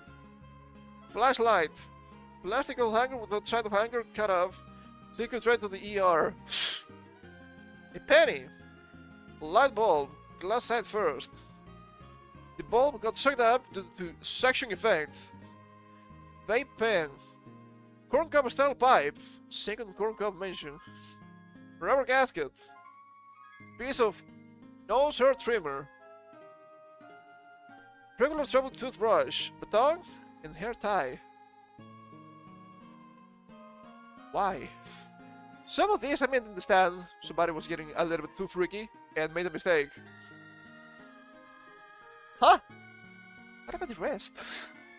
Okay, finally, there were also several samples of people who weren't sure if they still had a sex toy inside their butts from earlier, or couldn't remember putting one in. You cannot tell me that this degeneracy should be allowed in modern society. It's not surprising then that Chicago emergency room Dr. Kenji Oyasu said that one of the most common questions he gets asked is, "What's the worst thing you've ever pulled out of someone's butt?" I mean, it makes sense. In a viral TikTok posted in September, he said that at the top of his list was the man who inserted a full-size pumpkin spice scented Yankee candle, oddly specific. I'm thinking about the desktop jar, and not just the top but the whole damn thing, he said. The question now becomes how to get it out, and really, for things that are really big, you can just reach up there and grab them and pull them out, because the suction causes a vacuum to pull it back in. We live in a world devoid of Darwinism. And that's an absolute shame. 2023, the official Journal of Emergency Surgery published a case study about an Iranian man who needed emergency surgery after the deodorant canister he'd inserted in his backside traveled up his digestive tract. Shouldn't it go a different way? Trying to go out? I guess I don't know. And in Florida this year, a man who was arrested for drugs went through a body scanner and was found to have a thermos inside him. But said he had gone in up the exit ramp. Fortunately, ER visits for these kinds of mishaps are not very common, though some would argue they are still too common. If they keep happening, they are too common. From 2012 to 2021, about 38,948 people were hospitalized with foreign objects in the rectum each year, according to the American Journal of Emergency Medicine. The average patient age was 43 and 70% were male. Why, I'm not surprised. 40% need to be admitted. 15 doctors pulled out, 55.4% were sex toys. And unfortunately, it's not just just getting mistreated. The veteran puts together a list of the craziest things people put in their vaginas and penises. I don't need to know about that. That's been way too much already. We don't need to know. Well, that article is archived for posterity's sake. Rejoice. It's my good duty for today. I mean, good? If you can see something like that, or something good. Sad thing remains to be seen. Absolutely awful. Holy shit, dude. There's no way. There's no way you can convince me there's not enough supply of gay people for these deviants. I just don't believe it. Anyway, I guess time for me to take my leave. After showering you with delightful news. Plan for next week, pretty much the same as this week still. For Expedition 33, I think we're close to the middle point of the game, which is cool. I've been getting a bunch of legs for Mokoko, which is nice. I don't know if I want to use that guy yet, but he doesn't seem to be that bad. Can't I have a good weapon, so maybe still using CL would be a good idea. Terrarium Wednesday. I've been also trying to build a little bit of the bridge for Wall of Flesh. I hate the underworld. Holy shit, it's so annoying all the time. So many enemies. I think I have already killed more than 500 bats down there. Really fucking annoying. But yeah, we still need to deal with Quimby, Deer Clubs, and Skeletron. Also dungeon before that. But I want to let that... I want to leave that ready. Which is nice. And more Pokemon Geeks Day on Thursday. I still need to grind a little bit. At least for Shroomish. Need to get that thing usable for these fights. Brilliant's pretty good after all. And of course, next Saturday, more yapping. Despite next Saturday being Valentine's, I don't have anything special for you. We can just come here with strange articles and happenings. Make of that what you will. So thank you for coming. I hope you had some fun. And we're coming back on Monday. Once again becoming French. Until then, you know the rules. For fuck's sake, even if you're gay, just don't put the 8-inch shell in your ass, okay? That's never a good idea. We're gonna read about that here after all. And take care.